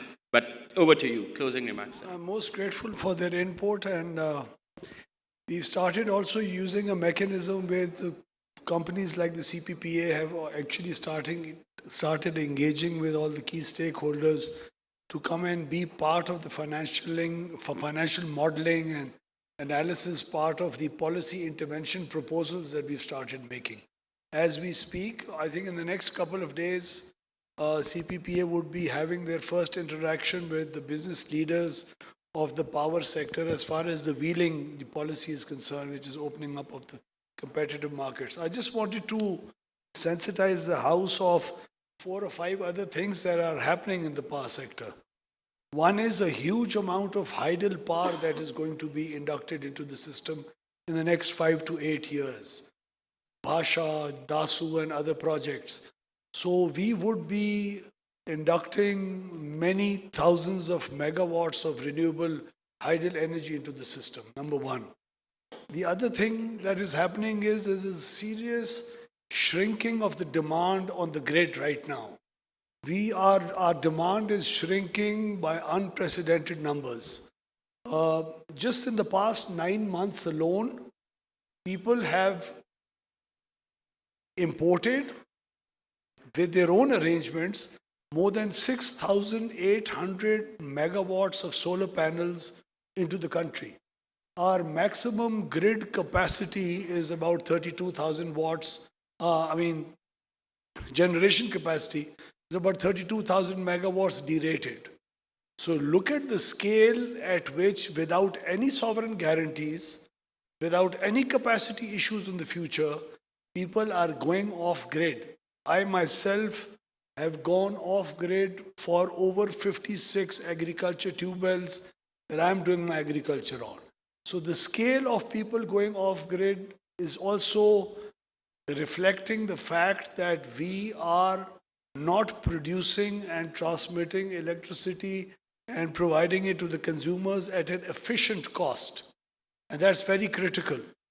The other thing is the tariff rationalization part. I'll just give an example. Please bear with me these 2 or 3 minutes. I was speaking to somebody in Wabda when they were presenting the possible upload, the possible first 10-year tariffs for a hydel project, over 25 rupees. There is no, the entire burden of the reservoir and the power plant of any hydel project is being borne by the power sector. water and reservoir water being used for agriculture purposes is not an economic commodity in our country. So these are the fault lines that need to be seriously taken care of, and the power sector needs to take the burden that it's supposed to be taking. At the end, I would like to say that somebody just mentioned infrastructure sharing and how the telecom sector ultimately came to share infrastructure. Initially, it was a part of our telecom policy that you won't be allowed to share infrastructure for the first 5 years, because the people who already were in the sector and had made all those investments did not want to share it with the newcomers. So, but then as the industry grew and as competition kicked in, now it has reached a point where consolidation and infrastructure sharing has started taking place.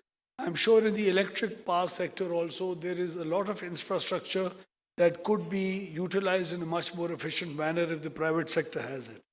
In the end, about privatization, it's not just about privatizing the discos or giving them out on concession agreements. What would the environment be like for the next 10 years? Would the retailers be allowed to buy electricity from new power producers and wheel it all the way to the retailer and get the existing disco or the wire business out of the business? Or is this going to be a moratorium? So the regulatory framework and the policy that we are drafting as we speak will play a very important role in whether the privatization and the concession agreement would be a success or not. That is absolutely crucial. K Electric has been a good experience, but I think we have a lot to learn from the K Electric experience.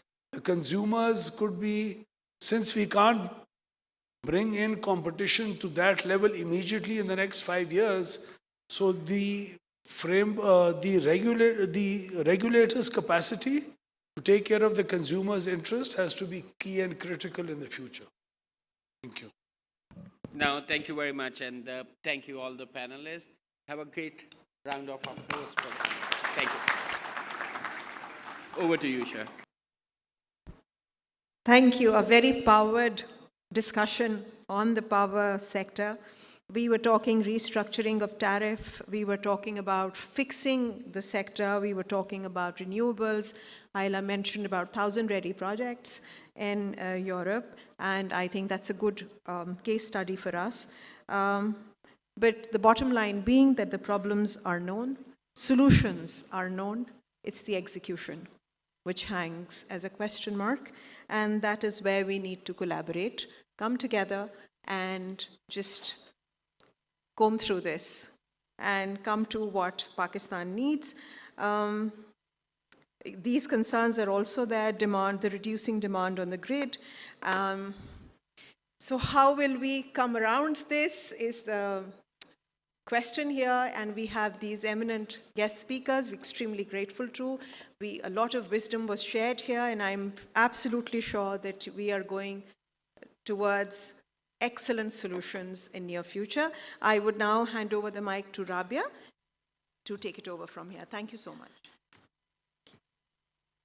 Hello again, everybody. Assalamu alaikum. So now we're at that stage where we're going to present small tokens of our appreciation to all our guests. And I mentioned earlier also that we generally don't present shields. We present something that you can remember us by, and also something very local, something Pakistani. So it's a book by a local photographer who has a passion for traveling and for photography.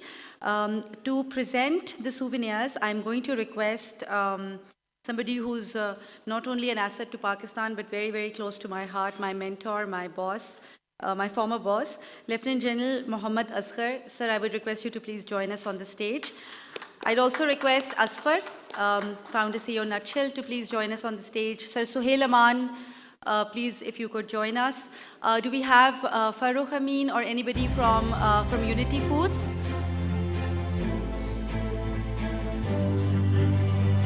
Usman, if you could please also join us.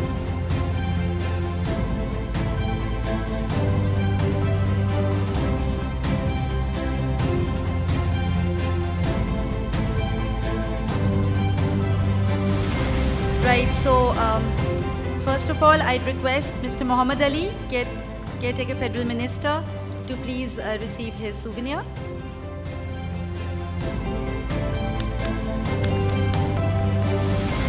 Let's clap. Thank you. Syed Munis Abdullah Alvi, CEO, K Electric.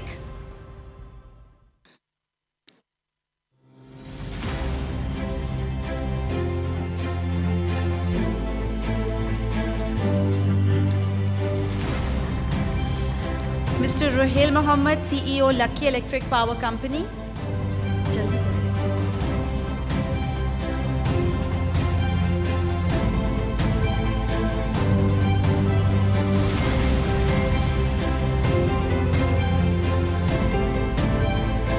Our very own Ayla Majid, ACCA's Global Deputy President and Founder and CEO, Plaintiff.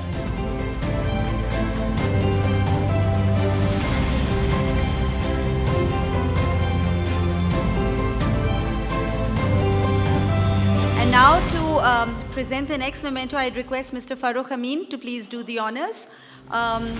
Session Chairman Sardar Awais Ahmed Khan Laghari Sahab, Federal Minister for Energy. If you could please receive your souvenir from Mr. Farooq Amin.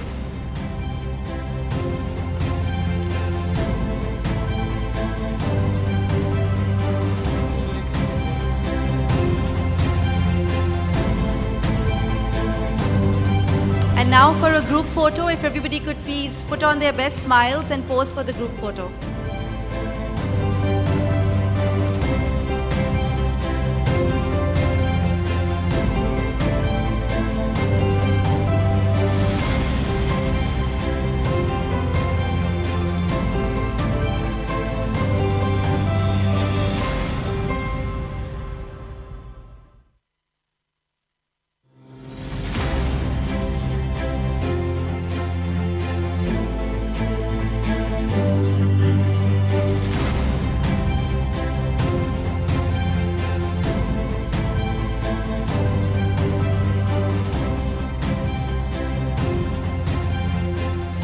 One last souvenir is still due.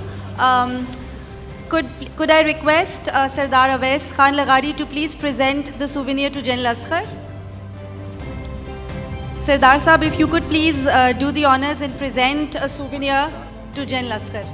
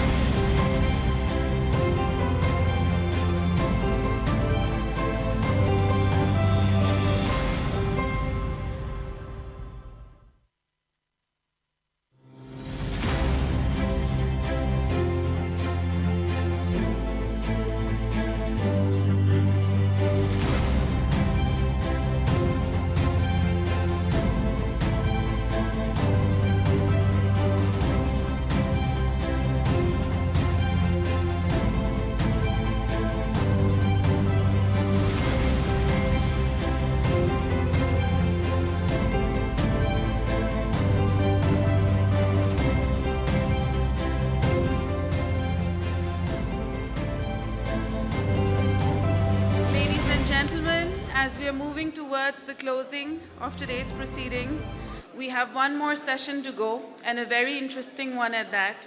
So I would request some more enthusiasm from all of you.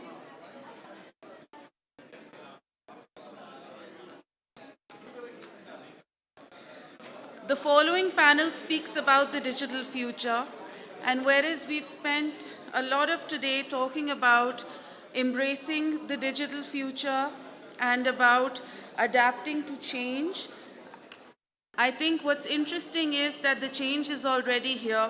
People already recognize the need for a digital future.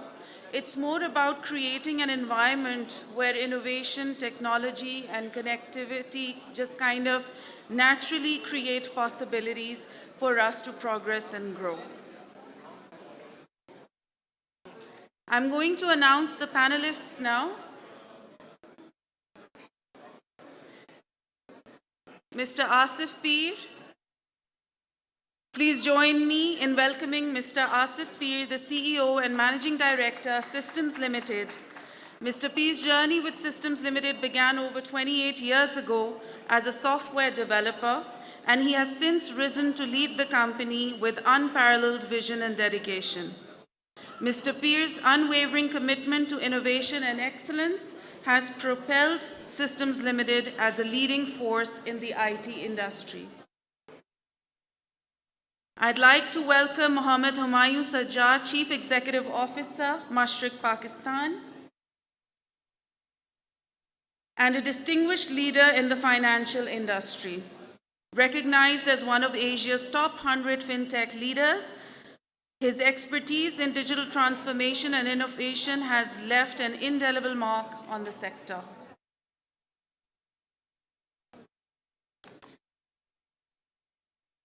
Mr. Abdul Haseeb, Managing Director, TMC, a driving force in digital transformation with a bold vision for Pakistan as a thriving IT hub in South Asia. He envisions a future powered by the nation's talented workforce. Please welcome Mr. Ali Nasir, Chief Data and Strategy Officer at Jazz, Pakistan's largest tech and digital company. With over 2 decades of experience, Ali has navigated multi-billion-dollar businesses through challenging regulatory landscapes. Mr. Nadeem A. Malik, Secretary General, Pakistan Software Houses Association, PASHA. Nadeem's career spans executive positions in both Pakistan and the USA, where he has excelled in management, strategic development, sales leadership, and business development. And the moderator for the panel, Mr. Mujib Zuhur, Managing Director, S&P Global Pakistan. With over a decade of experience in the data industry, Mr. Mujib oversees operations in Pakistan, the Philippines, and Argentina, executing organizational strategy across various functions, including data content, technology, sales, and client support. I welcome you all on stage, and we look forward to an amazing panel. Thank you very much. It's a pleasure to be here, and I thank all our esteemed panel members for joining us this evening. Thank you to all the attendees. Last session of the day, we've heard some very insightful conversations. We will try to make this fun, meaningful, and hopefully everybody will learn a thing or two by the end of this conversation. We will dive right into and talk about, since the morning you've heard about from various speakers and panelists around how technology and data is reshaping multiple industries, multiple functions within various industries. Our goal is going to be to talk a little bit about from 2 or 3 varying perspectives. The first perspective that I will ask our esteemed panel members to speak about is from a Pakistan viewpoint, or from the lens of when we look at the implication of some of these digital technologies for Pakistan, what does that look like? Then we will also speak about implications for the financial industry and financial services. And then lastly, we will spend a little bit of time on talking about how the talent landscape is changing and what are some opportunities and challenges when we refer to the digital future. To start things off, a question that I will request each of the panel members to give their comments on is around something that we've heard about a little bit, but I think with this panel, it'll be good to get their views. What trends do you see dominating the future of digital and tech in your respective spaces? And what opportunities do you think are there for Pakistan when we talk about these new trends in digital and tech? Asif, maybe we can start with you, then we can come to Humayun and then go further down. Hello. Can you check it now? Okay. Is it on? Yes. Okay.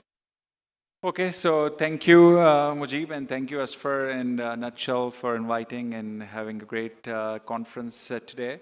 So I think it's, as we all are talking about technology, and technology landscape is changing, right? So I think it's not just a technology landscape. It's like external environments. It's like your customers. Every element in the society now has been challenging, right? So what I would like to say is we all have to, in today's world, whichever field, whatever domain you are, you just need to change your mindset. I think it's innovation as a journey and not the destination mindset. So it's a constant journey. And I think I'll put in Pakistan lens later, but I'll just try to shed upon a few technology landscapes, since technology is going to continuously evolve and change, right? So it's up to us, every organization and every professional or every organization, every executive, they all need to think about how can you upskill and reskill yourself, right? On your staff and your colleagues around the world in the organization. Because if you don't upskill and reskill yourself and your teams, then you will not be able to change and you will not be able to quickly adopt the new changes, new technology that is coming, of course. And technology is not just a tool, it's learning, that how you learn every day from it. And like everybody now, few years ago, we were just thinking about AI is going to disrupt. AI has been in since 1956, right? It's not like new thing that has innovated like yesterday. Now, but why people know about AI today? Because adoption, that ChatGPT and OpenAI just unleash and made it easier for the business users, made it easier for the consumer on the phone to use it on your daily lives. But it's up to you. Do you want to change or do you want to resist that? So I think, now you ask about an opportunity size. As per McKinsey or as per IDC research, recently they've conducted the research. They said every dollar spent on AI, the return on investment is 3.5x. So most of the companies earn 3.5x of their dollar investment. And few of the companies that they said during the research, they have the ROI of $8 as well. So like earlier AI and digital transformation projects took forever. Now, as per the research, they are saying most of the projects are completing within 12 months, 6 to 12 months. So this is the change, right? So now we all need to, there is an immense opportunity. So I would like to say there are three things that we all need to be looking at it, right? Efficiency play, experience play, and capability play. So efficiency play, we all know every day. We try to optimize our operation. We try to save some cost. We try to optimize the workflow. We try to come up with the new things which streamline your processes. So what you're doing is automating your process. So this is an efficiency play. Now you're talking about experience play. What is experience play is basically customer centricity.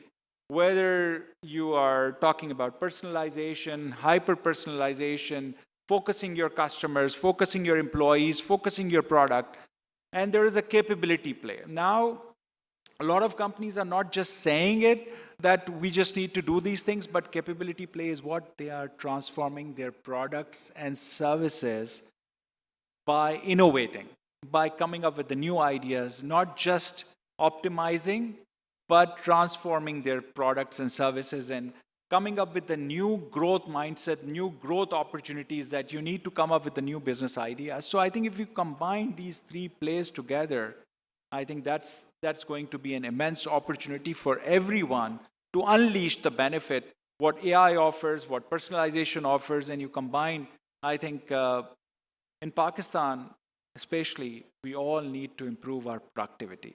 We all need to come up with the new ideas. We have lot of use cases because of our population, because of our very wide variety of consumer base, customer base. We can come up with a new solution that can disrupt. And all we need to do is just need to apply ourselves and not just think about one thing, just optimize, but transform yourself. And I think you will gain a lot of benefit. Like if the world is getting like for their $1 investment to 3.5, why can't we improve our productivity and efficiency, right? And gain that, right? Yeah, very, very insightful. I think the $1 to 3.5x return is fantastic. Humayun, your views on the same question, opportunities and what trends do you see dominating the future, and then opportunities for Pakistan? Let me actually start by sharing that I started my career as a software developer for Fortran. I don't know if many of you even remember that language, Fortran. The other day I was listening to the NVIDIA CEO, Johnson, and he was saying that with the power of generative AI, now, we just have to tell the so-called computer to write the software code, and we don't have to rely on software developers. And there you go. I remember the Y2K bug brought a lot of jobs for the globe, but just because of this new technology in the play, now it's so easy. And I sort of feel that the edge that the traditional computer skills people used to have is sort of fading away. But, just to name few of similar future digital technologies, generative AI for sure. Then we have agile operating model. And I'll talk about it. Why is this important?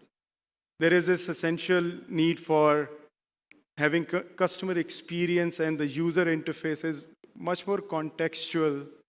The need for cybersecurity and more specifically, the behavioral biometrics to make sure that the technology now protects the illiteracy of digital capability that most of the masses have. Then we have this blockchain. It all started in 2008 and became mainstream in 2014, but banking started making use of it in 2017. There are a lot of use cases there. The use of cloud, which is now more sustainable cloud use, and the software as a service model rather than infrastructure. The other trend is financial inclusion. 24% of the world's population is still excluded financially. And there's a lot of push from World Bank to bring these 1.7 billion people into the fold. Remote working is also another trend that we have seen because of So there are many different trends that we now see because of digital. And in Pakistan, what we have clearly seen, it has brought workforce participation, especially from women. I was just looking at some statistics. The women workforce participation was 13% in 2010 in Pakistan. Now it is close to 25% as of 2023. And the large play is because of these women can now work from home by making use of digital technologies. And the financial inclusion, I remember I was one of the founding members in Easy Paisa. It was 13% in 2009. Today we have crossed 32%. Still a long way to go, but it all happened because of the digital technologies that we have. So in my view, Pakistan is not behind in making use of the technologies and what digital technologies entail. It's a different question of how we can maximize our ongoing efforts and make most of the benefits of the technology has to offer. Fantastic. No, thank you for that.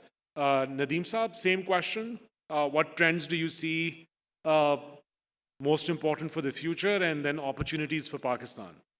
Thank you, Mujib. Thank you, Vasfar. In a nutshell, privileged to be here. When Humayun said he started career with Fortran, I feel like I'm in a dinosaur age of technology. When I started my career, I was using the floppies. And Microsoft, Bill Gates at that time said 360K is enough memory. We probably don't need ever more than that memory in our computers. So I think I learned today. Today I deal with my son who's trying to work on AI modeling to have human emotions. And that's what my discussion when I feel like I'm a highly illiterate person. So what's the future? I think we are not at the right space. Pakistan is not in the right position where Pakistan should be. With all this infrastructure, with all this technology available to us, I think we need to have a long way to go. I think adoption is not an issue. I think what needs to be done on that technology is then an issue. Everybody's probably carrying the cell phones, but I think the utilization of cell phone is not rightly used. We are in a digital economy stage. I think that's what we feel. There's a huge potential and a green field available in this country where we can use this layer of technology and we can have a truly digital economy scale. The Pakistan has, potential is there. I think we are not at the right stage, but it's not a negative comment, but I think it's something which we are leading towards it. So my perspective coming from the Pasha is certainly I think we are doing a phenomenal job with all the challenges to our industry. We again posted month-to-month growth this month. That shows the confidence of Pakistan IT industry, and that's shows the confidence on our policies. And I think that's a great thing too. We just grown at another substantial number, this number. So thank you companies like Peers, who's been a big contributor here. I think what's the future lies is that with all these coming towards the next phase where the world is moving, we need to catch up. And then once again, I'm going to say the customer-centric digital economy, that's the play with. The policy plays a major role in it. I know the State Bank of Pakistan is doing it the same thing, but somehow at Pasha we feel the domestic market needs to be paid more attention towards it. I know we need to bring more dollars in, but we need to also engage more our local products, made in Pakistan products, where we can have certainly a lot of value coming in. I have Ali Nasir here. I think Jazz is doing a tremendous job from their digital product lines. I think these kind of initiatives can take us to the next stage and we should continue to strive for it. So future is bright. I think we need to do a lot of catch up as well. Thank you, Nadeem. I think on your last note around financial inclusion and how technology can help us solve problems that masses in Pakistan face, we will hear more from some of our panel members. Haseeb, same question for you around opportunities and major trends that you see shaping the future, and then opportunities for Pakistan, please. Thank you, Majid. I think I cannot agree less what Asif Saab just said. Rather than a particular technology, it was different 4 or 5 years ago, and now it is AI and different things are being focused right now. So I think the focus or the skill that we should have as a country, the ability to learn new skills and to be able to develop new talent around those skills. So this is something which is required because technology will keep coming in, new things, new technologies will keep coming in. So the ability to change, to develop new skills is what we should focus on. Nonetheless, I think in what is relevant today from a technology standpoint in the technology world, AI in all its form, I think, but most importantly from Pakistan's perspective, the ability of AI to be able to interpret and make sense of large amounts of data is something that the country can benefit greatly from, because that is, I think, one of the areas at a national level which is most underperforming, the data that we have, and using the technology that we have coming in with AI, we can leapfrog multiple steps in order to benefit from these technologies at public sector organizations and private sector organizations. Then again, with cloud, low code, no code, our organizations within Pakistan and especially public sector can launch e-services, electronic servicing to its citizens in a much faster, robust and quick way. So as you know, the timelines for the projects are much shorter now. So all of this technology that we have at hand can be used internally to provide better services to customers, to citizens, but also, whatever we do locally as IT companies, as technologists, all of this is also potential for export as well. So whatever we develop, the capabilities, the talent that we develop, all of that as services, then we can take it to the region as well as the region's IT service provider for future. So, and I think there are many areas where we can use all of these technologies to leapfrog, especially in areas of fintech, low code, no code, for developing all of these and deploying all of these services at our public sector organizations, etc., to benefit quite rapidly from all of these innovations that we have in today's day and age. Thank you. Fantastic. I love your specific example around how some of these new technologies can help solve problems around governance, around community service, and bring efficiencies to that domain. And other countries have done this. It's not as if we're talking about an entirely new concept, and I think it's a matter of building those capabilities. If we can move on to Ali, and Ali, same question for you, opportunities, and especially from the lens of the work that Jazz has done around financial inclusion. I think it's a great use case. Nadeem mentioned it, Asif Saab also mentioned it. So if you can speak a little bit about that, please. Absolutely, Mujib. Thank you, and thank you for Nutshell for having us over. I'm going to start off with an anecdote, if you don't mind. So November, I didn't receive my gas bill. Okay, maybe it's a month late. December, I didn't receive my gas bill. Fine, something wrong. Tried to call up the helpline, couldn't get through. January, I had to talk to the chairman, Sui Northern, to get my bill. Anyways, got my 3 bills worth, which was an astronomical amount.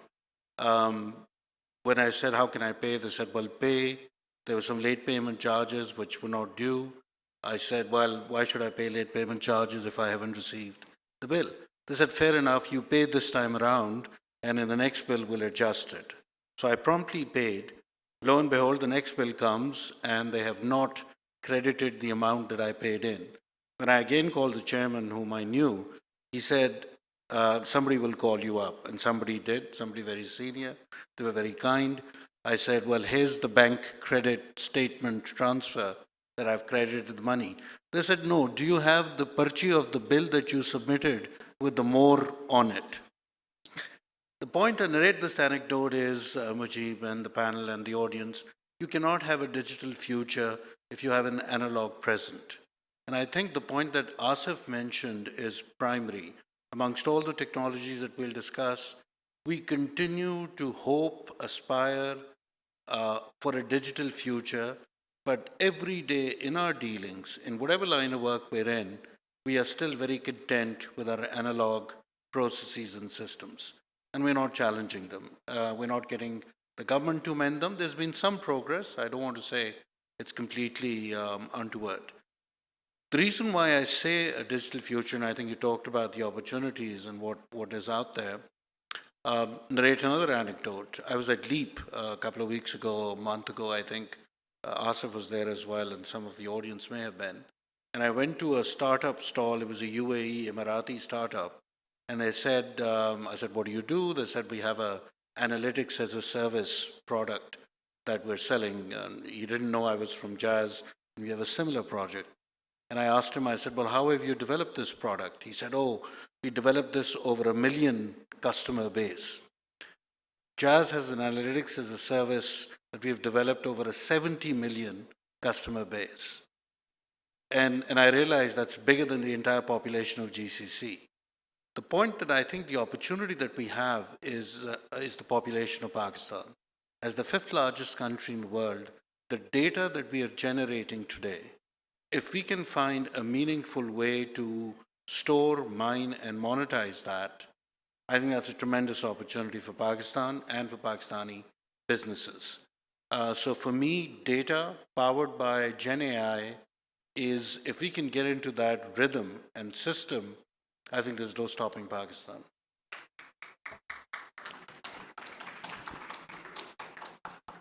Fantastic, Ali. Thank you. On the question of adoption and on a lighter note, full disclosure to all my fellow panel members and everybody, I used Copilot to draft questions. The initial version had some hiccups, but eventually it really worked out. I think it goes back to what several panel members have said, how quickly we as consumers and as users can adopt some of these technologies in our day-to-day lives. That is when that mindset perhaps can help getting shaped. I also really liked what, again, several panel members have mentioned, and I personally am a firm believer of that as well, is around agility, is around that, I mean, today it's Gen I, the ability of us as individuals to be able to unlearn an old skill set and learn something new. That's the skill, or that's the mindset that perhaps we should set up to build. We're going to move to some more specific questions that that Copilot has helped me draft for each of the panel members. We'll start with Asif.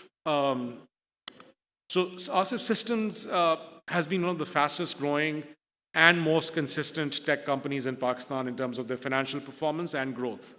When you look at some of these future technologies and the disruption they might potentially cause, what strategies you as the leader for systems are adopting that can help companies stay ahead of this curve and continue that growth trajectory that a lot of tech companies in Pakistan are on?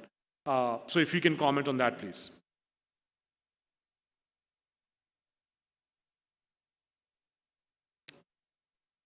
Hello.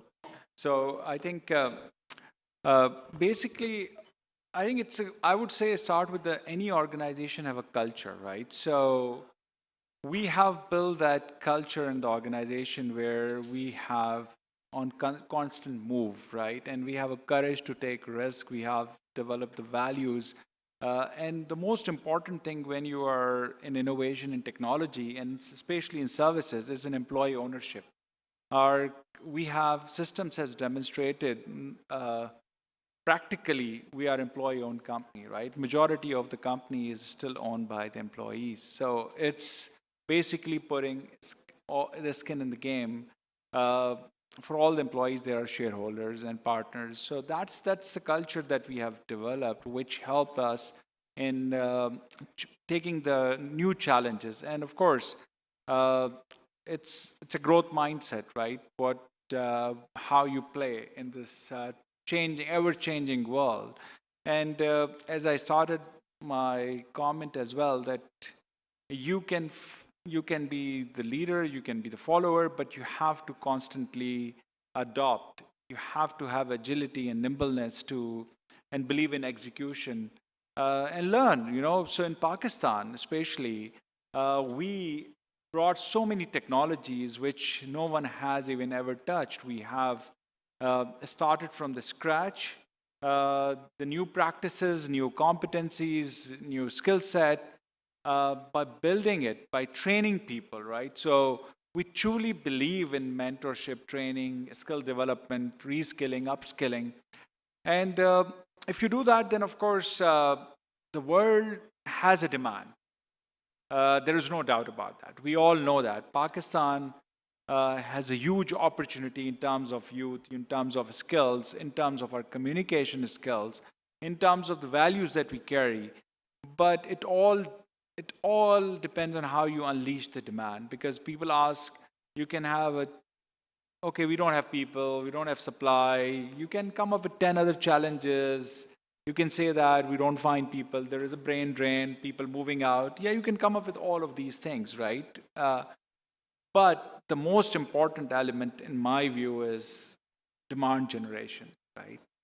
That can you sell Pakistan? Can you believe in what you're selling? Can you believe in what you can deliver, over-deliver to your customers? Because your customer needs this today as well. Everybody needs technology. So I think with our mindset, I think, and the culture, and I'm really blessed with a great team and the leadership that we have, and with this employee ownership culture that we have developed, we are really looking forward, and we just believe that if anyone else can do in the world, we live in the global world. We are not competing here just for the sake of what we're doing. We're competing in the global world.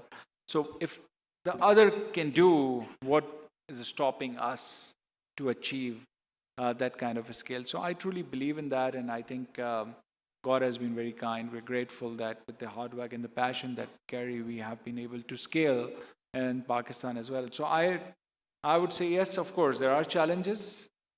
Do you find skills like available? No. You have to build. You have to train people. You have to come up with that kind of an approach. And if you have that, I think any company can scale in my world, right? Yeah. In my view. Thanks, Asif. As you said, culture eats. There's a saying, right? Culture eats strategy any day, any time.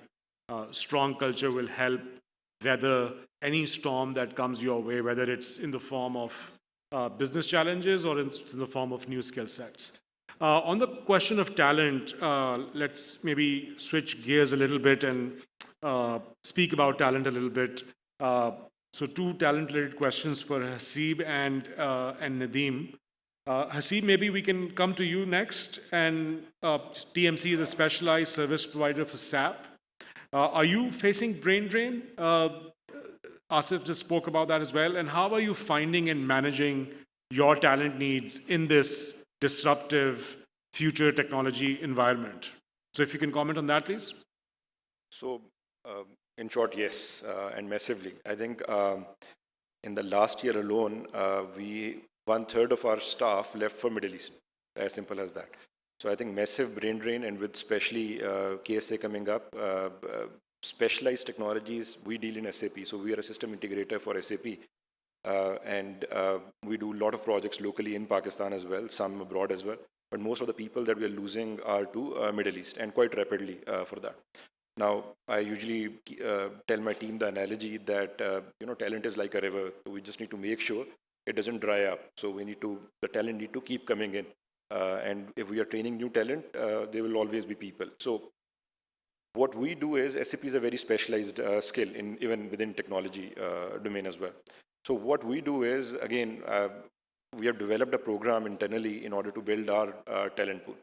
In technology, if we are to, especially in specialized skills, if we need to serve our customers, it's not that we are going to train a person for 3 months or 6 months that they are ready and they are performing. They need proper exposure to consulting. They need to see businesses. They need to have experience as well around the technology that they are using. So we have taken, I think, a lot of learnings from medical profession. So how you train a doctor is that they do their MBBS, followed by a house job, followed by a residentship program as well.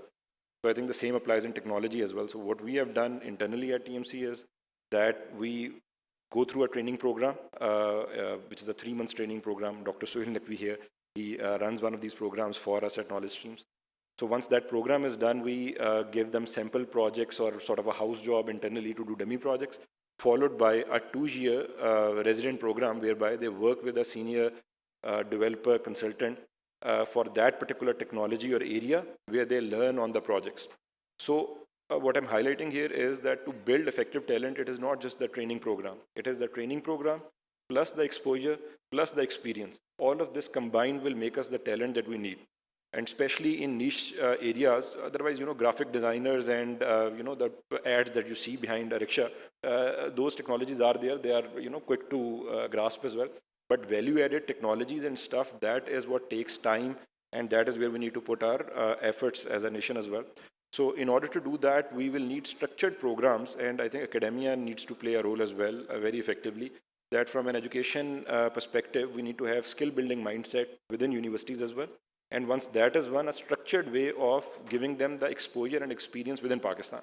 For that, of course, the economy needs to be running as well. There needs to be enough projects within the country where these people get trained.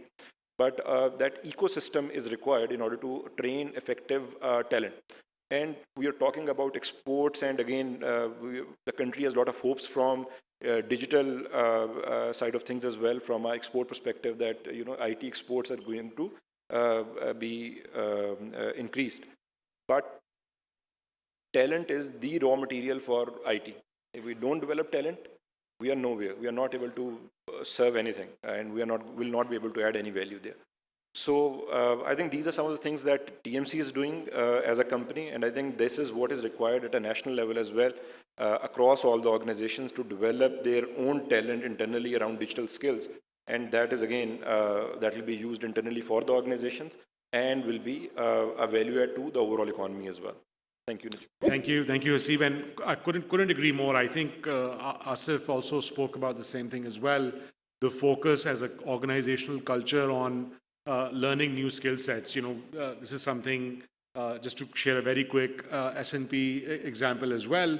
We filled about 360 odd roles last year, in calendar year 2023, and 40% of those roles were filled internally. And I'm referring to roles that require some pretty specialized expertise like Azure development, Salesforce developers, Salesforce architects, et cetera, et cetera. And the even more part that we are sort of very proud of is 40% of that number was women. And that's something that, again, some panel members have spoken about on how that's remote work has enabled more women to be part of the workforce and learn these new skill sets that you can learn sitting at home. That's part of the digital future and disruption that is upon us. We will also be coming around after this round of questions to the audience to take your questions. So if you have any, please think about it. We'll soon pass around a mic and take a couple of questions from the audience. I want to go to Nadeem, staying on the subject of talent before we move on to financial services, for which I will come to Humayun and Ali Nasir then. But Nadeem, the question to you is, talent pipelining is also an issue for the tech space. As a representative of the technology industry in Pakistan, can you share some steps that Pasha is taking along with maybe support and help from the government to build a robust talent pipeline for companies in Pakistan? Absolutely. I think one of the things which we have already talked about, the brain drain of people who are leaving for, I think, other countries or better opportunities. But we also see in a different perspective, the countries are built by the diasporas, specifically IT segments. We need to train more. We need to have more talents. Pakistan has been projected as one of the huge resources, our young talent specifically, 60% plus and minus on, young talent. But Pasha's focus is that how we can have this skill gap fulfilled. So we already know for this long time. Recently, our skill survey has been done, and we figured out there's a pipeline jobs for IT industry is somewhere around 83,000 jobs. So which is currently available, shortage, and how the companies are seeing their projections over the next few years. That's a large number. And we have around 50,000 graduates, something 25,000 graduates coming out of the universities and different institutes every year. But if the jobs are not fulfilled, we are fulfilling the supply, but the demand is not being met because the right skill set is not there. And that skill set sometimes is very misrepresented in various training programs which have been done by different various institutes, whether it's a government, whether it's provisional level or in private level. Most of the IT awareness courses are being projected as something which can gain you something which is substantial, but they are nothing but the mere IT graduation. But Pasha is doing it, helping streamlining the actual demand of the industry, so the training programs for the government are aligned with those things. So we call demand generation, or demand-generated trainings as well. So Pasha held this program. We have this program under Pasha platform. It's called Tech Lift program. We ran this last year. We are again planning this year. So we collected industry's immediate demand, and we filtered out 4,000 students. We trained them, and then the industry absorbed them. Current, their employment ratio is something 83%. Their salaries have increased over 30 to 40% since they've joined last year. So we do continuous survey. So I think most of the trainings has to be focused where the demand is. Unfortunately, this is not being done. People are trained or being trained on what you call, these technology buzzwords. AI certainly has the biggest opportunities coming in. But can a fresh graduate or even a non-graduate can go to AI training right away? What kind of prerequisite is required when nobody's seeing it? Everybody is just flying high on AI and training it, and we don't know exactly what you are training it. Prompt engineering is one of the new emerging field in AI and ChatGPT. Building our own indigenous LLM model is another big field, but Pasha is taking these steps. So we have this very strong skill programs we're working with Government of Pakistan under MOIT and NAVTech. Recently guided NAVTech what their next training programs is. The gap is, which I think we need to fulfill, is the trainers. We do not have trainers. We do not have capable trainers in this country. So one of the programs we just recently proposed to the government is make a train of the trainer programs, robust programs where we can actually train the trainers. Most of our trainers are basically outdated and they're not really updated themselves. Specifically, I'm talking about the universities and our education institutes. And Pasha is helping them out how we can train them. It's not the curriculum or the books available to us, but the trainers are not upgraded. They are not trained themselves. And the train of the trainers is one of the biggest gaps we identified. We're helping them on this borrower policies recommendation, our skill recommendations. We have a complete skill team, and we're continuously guiding through because that's the demand coming from IT industry. Thank you, Nadeem Saab. Very, very useful contribution. TechLift has been very instrumental for a lot of technology companies, and I'm glad to hear that it's going to continue and perhaps get scaled up. Switching gears a little bit and moving sort of the line of questioning around the impact of these new technologies and in the digital space on the financial services and the banking industry. I want to go to Humayun. And so Humayun, I mean, globally, the banking industry is perhaps one of the largest consumer of some of these new capabilities that are coming out of these new technologies that are coming up. As per Copilot. As per, yes. Especially keeping in mind, how digital banking in Pakistan is evolving. You being a leader in the digital banking space. How would you comment on that, or can you speak a little bit about what the impact is in this area? Let me actually start by actually asking a question from the audience. How many of you guys have played Roblox? Can you just raise your hands? Roblox, right? Yeah, Roblox. Yep, I played with my 9-year-old. Very, very few people. Seriously? By the way, according to Wells Fargo, there is $80 trillion wealth, which is about to shift from baby boomers to millennials and Gen Z, and there is no solution to this. The baby boomers will vanish sooner or later. So Gen Z or millennial who are playing Roblox, they have their own currency, and they buy those coins, and there is a different way they operate. Now, do you think that these guys will actually be doing financial services and banking 5 to 10 years from now, the way we do today? It will be a problem if I ask my 9-year-old for a mohor, like Ali Nasir was asked for a stamp on the paper, right? It'll be an issue, yes. Yeah. So let me tell you the other statistics. As per the World Payment Report and McKinsey, there were 1.3 trillion non-cash transactions, which is 82% of the total global transactions in 2023, non-cash. As per State Bank's payments report, we are no different. Out of 5 billion transactions last year, 83%, 4.1 billion transactions were digital in Pakistan. That's a different story of the worth of digital versus paper-based transactions. It's a journey. But I'm trying to say that the transformation that we're trying to embrace is behind us now. It is a different story of how we get rid of cash eventually, and that's just a matter of time. Now let me talk about how Mashreq Bank has dealt with this. Being a global international brand and one of the best digital bank, we started our journey in 2017 when our cost to income ratio was 57%.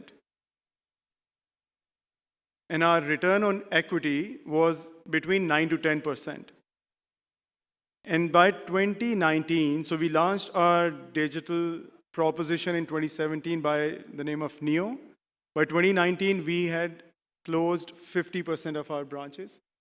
I'm talking about a bank with 57 years of legacy operating in 14 different countries, closed down 50% of its branches. Last year, we were at 85% of the branches shut down. But that did not stop our growth. Last year, it was 2 trillion dirham worth of deposits, and the advances to deposit ratio is 78%.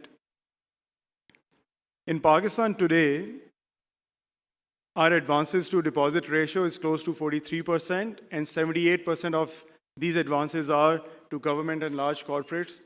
The private sector is merely less than 5%.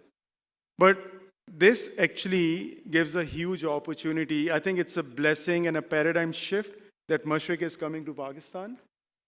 We have an agile operating model, what I was talking about. Every 2 weeks, there is a new product that we ship to Apple App Store and Play Store. Just I don't know how many of you guys have ever stuck your ATM card in ATM, but I can promise even today, if that happens to you, you would actually not think about call center. You will not think about visiting a branch. You will actually think about if you personally know somebody in the bank to help you bail out of this situation. And that's the level of quality of banking service. When nothing goes wrong, you think that the banking is working fine, but fundamentally, just to give you one more example before I close, Nubank in Brazil started in 2013. Today have 95 million customers. They operate with 6,000 employees versus the bank, which is Atau Bank, formed in 1924, has 95,000 employees, 4,500 branches, and they have 55 million customers. So just a matter of 10 years, Nubank, because they started fresh and they were digital first, they were able to leapfrog. And that is exactly the opportunity I see in Pakistan. And personally, I don't see policy as a challenge. I think we are an outcome of policy because we applied and we got the license in Pakistan.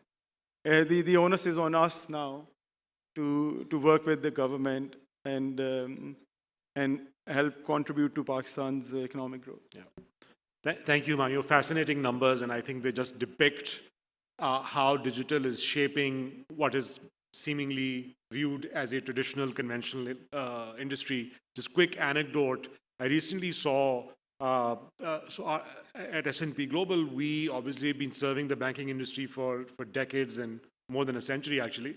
And we just launched a AI benchmarking model that helps which is specifically for banks, to benchmark various LLMs and how they interact with banking workflows. Now, this product was unimaginable maybe even a year ago.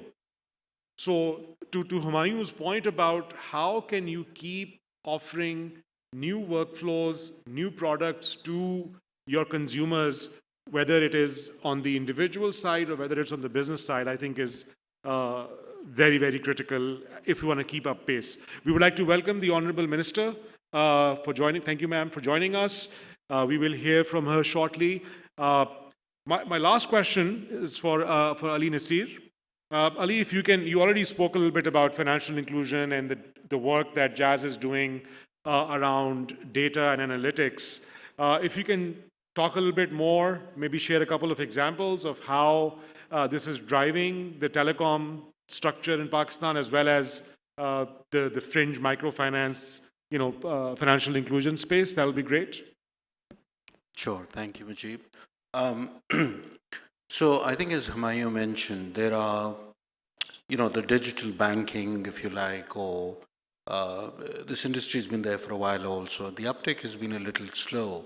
But I think what is really fascinating now that we've acquired a bit of a scale is the speed with which we are being, as the largest mobile wallet in the country, are being pressed by our consumers with newer demands. So just a case in point, we've developed a credit worthiness app based on all the data that we've been accumulating over the years, which now allows us to advance nano loans to customers based not on any collateral, any gold, which was the traditional kind of mode of deciding how to lend, but rather on their internet behaviors, whether they paid their utility bills on times, whether they, I don't know, frequent gambling sites, etc., etc.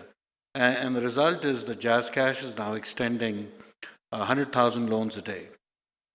They're of small denomination, but again, the point is that in this process, the empowerment that is happening with our customers who are taking these decisions, and the non-performance or the NPL loans are very low. So it's not like people are taking these money and running away. But I want to just pivot maybe and use a minute or two, Mujib, of my response to you and speak about AI. A lot has been said today about artificial intelligence. At Jazz, we like to think more of it as augmented intelligence. And we believe that Pakistanis are very smart people. What they probably lack is a little bit of exposure. And that's, of course, to do with the internet penetration, even language, where the bulk of the data being generated, or potentially the internet, is in English, and we don't have a population that is proficient in that. So Jazz, as a what we like to think as a leading technology company in Pakistan, with due deference to the others on the panel, we believe that we need to challenge ourselves to do something different. And one of the areas that we're getting into, which has been mentioned, I believe, by Nadeem also, is to try and see if we can come up with a local LLM that powers Pakistan's generative AI engine. And we also realize, given our linguistic differences, that it can't be text-based, or it can be, but it will not be very successful. So how can we try and create a verbal activated Gen AI that, of course, can be used through the phone network, and Jazz certainly will be a part of that. So that's something that we are now very keen on pursuing to cater for our own needs and also our cultural nuances that potentially a lot of these off-the-shelf LLMs may not be able to cater for. So I think in summary, it's kind of, there is a lot of work to be done. There are lots of opportunities. You have to pick the right battle. You have to pick the right area that leverages the strengths that we as a nation have. And I think we can create an opportunity for us in this digital future that we're talking about. Thank you.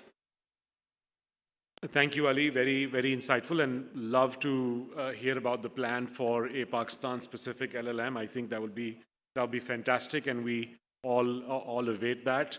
I appreciate the input from all my fellow panel members. The audience, I hope you liked our co-pilot sponsored and created questions that our panel members were able to expertly handle. That's something co-pilot and AI cannot do. So we still require these expertise. With that, I'll hand back to the rostrum and we'll proceed further. Please join me in extending a warm welcome to our sessions chair, Shaza Fatma Khwaja, Minister of State for IT and Telecom. Shaza has previously served as the Special Assistant to the Prime Minister on Youth Affairs and held a seat in the National Assembly of Pakistan. During her tenure, she's played pivotal roles in various parliamentary forums and initiatives, including the Prime Minister's Youth Skills Development Program. I would like to request her to start with her address, please. Thank you very much, Bismillahirrahmanirrahim. I would like to first of all apologize for being late to the forum.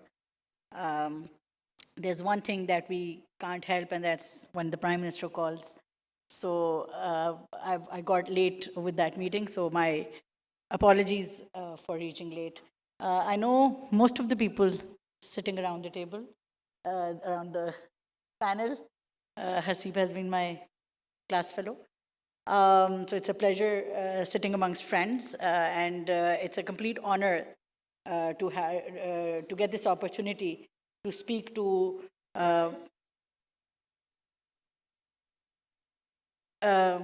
so it's a bed. To be, sitting amongst all of you who are actually the industry leaders, the visionary people who are the drive behind the digital movement, whether it's in Pakistan or abroad. If there are no foreigners here, is it okay if I speak in Urdu because media hai? Foreigners then? Oh, there are foreigners. Okay, fine.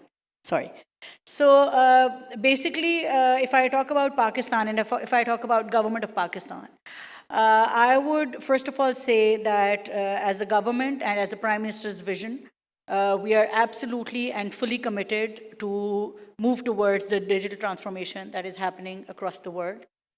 We are living in a very pivotal time in history where technology is not only limited to the traditional idea of what tech used to look like, but is actually penetrating in every sphere of life, is transforming economies, is transforming governance, is transforming citizenship overall.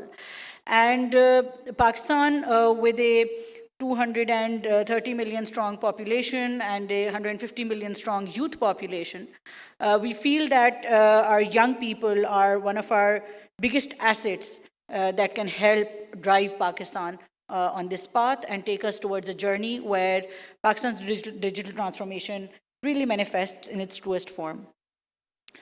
As the government of Pakistan, I would like to say that we have a two-pronged vision when we talk about information technology.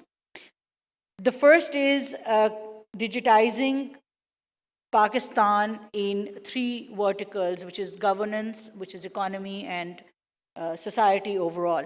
And in order to be able to do that, we will be actually inviting the private sector. We will be inviting experts from Pakistan, Pakistanis across the world, and also international experts to come and assist us and be a part of this journey. We will be starting with the digitization process of the economy in the first phase. The idea is to create data exchange layers and eventually move towards integrating every segment of an individual's life into the digital sphere so that we can ensure ease of living essentially, but also ease of doing business, also transparency, streamlined governance, financial inclusion, integrated growth, sustainable growth. So all of this comes with the digitization process that we will be embarking on. The second part of our vision is, and this trickles down directly from the Prime Minister's vision of how he wants to see Pakistan's economy and Pakistan develop, is to ensure that the government acts not as an operator, but as an enabler for the private sector.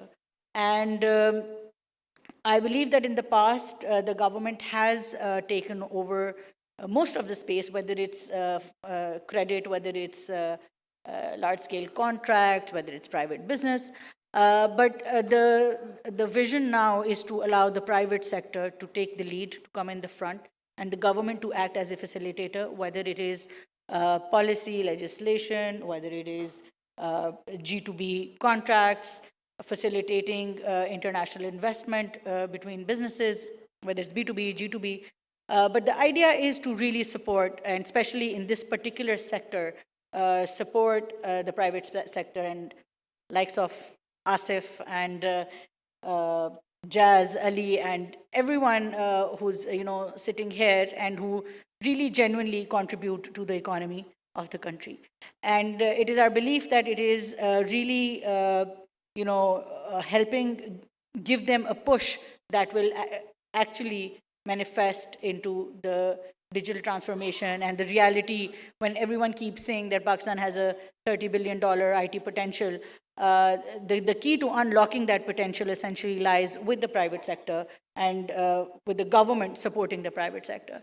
So that remains our firm belief. I have personally, in my personal capacity, built up a couple of advisories for myself, which actually also include Asif and other private sector intellectuals. We're going to have a governance advisory, again, coming from private sector. We're going to have a Pakistani expat advisory for all the Pakistanis who are working in the tech sector across the world to help us, to guide us, and to assist us in creating linkages for our businesses, in sharing their best practices, and guiding us as to how to move forward. So these are some of the things that I could highlight from the government's perspective. We're trying to create an enabling environment, whether it's remote working, whether it's freelancing for our youth population. We proudly boast fourth largest freelancing population, but we also are cognizant of the fact that we need massive upskilling efforts. We need massive soft skilling efforts that we need to, that will actually really help us unlock the potential of the freelancers and the remote workers as well. The second tier obviously is to support the corporates and how to create enabling environment for them to be able to thrive. We understand and we're cognizant again of the challenges that the private sector has been facing in terms of international investment, in terms of even investing abroad when you want to grow for the purpose of acquisitions or investments. So we're aware of the challenges. We're trying to be in a constant dialogue with the companies who are working. And the idea is to basically, and at the cost of repetition, to facilitate in any way that we can. In the end, I would just like to say that it is truly the collaborations that work. Neither the government nor the private sector can work in isolation to achieve these goals. It is these collaborations that will eventually help us move towards achieving our goals. And I think we have a shared ambition and a shared goal of creating a sustainable digital future for all of us, which can help make us into a society that facilitates the average citizen. So whether it's health tech, whether it's ed tech, whether it's gov tech, any sphere that we talk about, it is eventually, even the traditional manufacturing has now automated to a level that it is not possible to grow and develop without a significant portion of technological advancement and automation. So any area that we talk about, there is a certain degree of digital involved with it. And I would like to here say that the transformation is happening so fast. The technological landscape is developing and changing so fast that this is one of our largest challenges right now. So the time that it takes for a young person to enter into college and exit the college, the whole technological landscape has changed in that time period. So it's very difficult for the education curriculums to be up to date, for the teaching staff to be up to date. So these are real challenges that we face. Can we really update our trainers at that pace? Can we really change our curriculums? Can we change our education structures at that pace? This is the kind of challenge the government faces, and that in turn, ends up in a supply side problem. So we have a few initiatives. For instance, we were trying out industry academia bridge, where we're giving space to private sector again to go into these colleges where we're having these ICT graduates. Again, we boast about the recent number that I've heard from the Education Ministry, 75,000 IT graduates per year. But the challenge, again, remains of employability. So we're trying to build this skill gap with boot camps, and we've requested, and using this platform, I would also request everyone gathered around, if your industry, if your companies are interested in hiring fresh graduates. And so what we do is that we give you a platform to enter into these universities in the 6th, 7th, or 8th semester and give boot camps according to your requirements, and then pick up the best of the lot and help them getting employed. So this is just one of the many programs that we're trying to institutionalize. We're also working, and this is also my passion and also Prime Minister's passion actually, which is skills development. And I was, when I entered Parliament, and this is back in 2013, and I was right out of college and kind of clueless. So I went to Babar Ali Saab, Syed Babar Ali Saab, and I said, I've taken on this responsibility, and what is the one advice that you would that I can take from you. And I still remember about 11 years back, he said that if there's one way you can really revolutionize the country and change its fate is to institutionalize skills development. And skills development on the lines where, every child who goes through school has a different aptitude and a different potential. And when we try to, make them grind through the same process, we talk about equality, but we forget about equity. So what happens is that more than often, we complain about our young children, especially coming from low socioeconomic backgrounds, not passing matriculation, not passing even basic school, dropping out. There are a lot of structural problems, but one of the problems also is that we don't realize what their true potential is. The second is the stigma that has been attached to skills as opposed to traditional education. So the idea was to, again, and now that we're in the government once again, we will try to push for a reform where everyone going through the schooling process by grade 8th or 9th should have that option to opt for skills training. And that really requires a transformation on the skilling side as well, because we need to, it's a long debate on a different tangent, but we need to improve that side. But not to undermine the importance of degrees, but today, nobody asks for a degree, right? You want to apply for a Googles or the Facebooks of this world, there's no degree requirement. There's a skill requirement. And if you have that skill, you're good to go. So are we really working on changing our education patterns for this? Are we making our young people ready for this digital transformation is a question that we all need to ask ourselves. And I would also, when in your utilization of social medias and the media, asking the right question from the government is also very important, because that is what we respond to. So there's a multiple, we have to make these changes on multiple levels, and we're already about a decade too late. But we hope that embarking on this journey now, we will have all of your support. And it is, I repeat, only through collaborations that we can move forward, especially in this affair, and collaborations on all levels. With this, I would like to thank you all, and we're always open to your input. Our ministry is always there. The office is always available. You have our emails, you have our social media accounts. So any and all input is most welcome.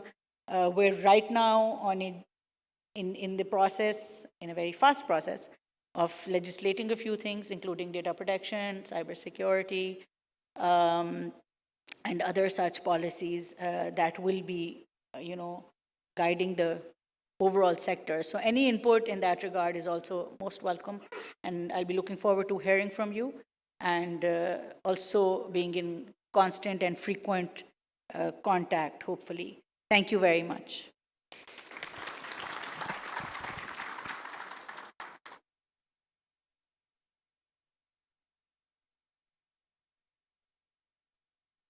I would now like to request the Honorable Minister to pass on the souvenirs to our esteemed panelists. So if we could please have the books on stage, starting off with Mr. Asif Peer. Asfar, can you please join us on stage for this? Yes, no, the souvenirs are coming. Yeah. Ye de rahe.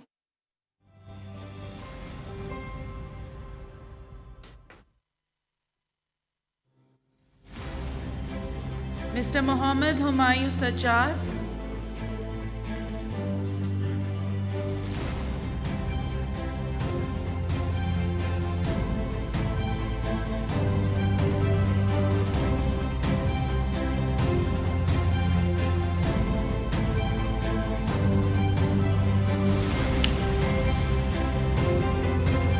Mr. Abdul Hasib.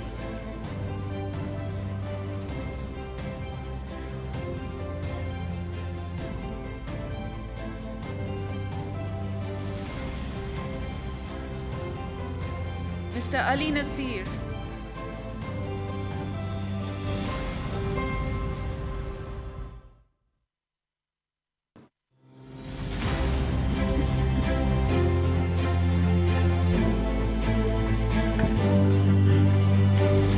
Mr. Nadeem A. Malik.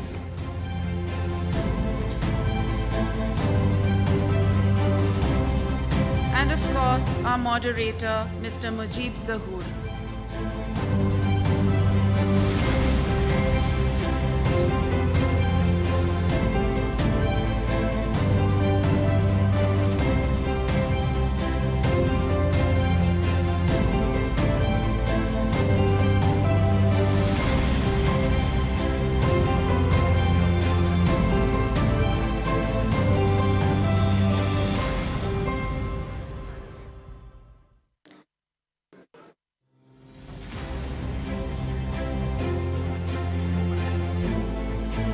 I request you all to gather for a group photo, please.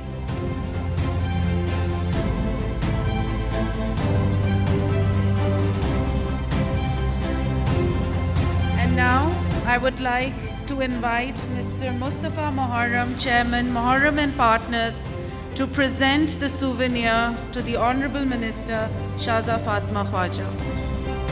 A round of applause, please, ladies and gentlemen.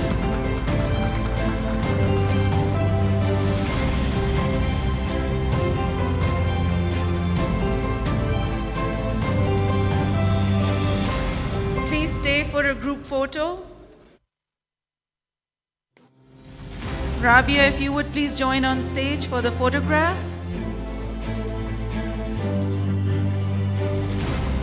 Sir, please come for the photograph.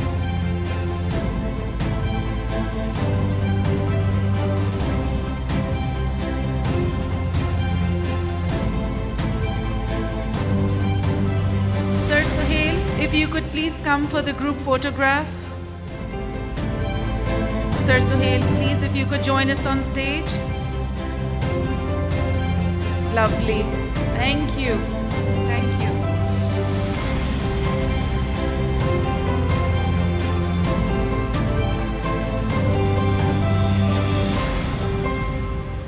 And that's all for today, ladies and gentlemen. Thank you for being a fantastic audience. There's a lot more to follow tomorrow, and I hope to see you here with the same enthusiasm as you all demonstrated today. Take care of yourselves and have a good night.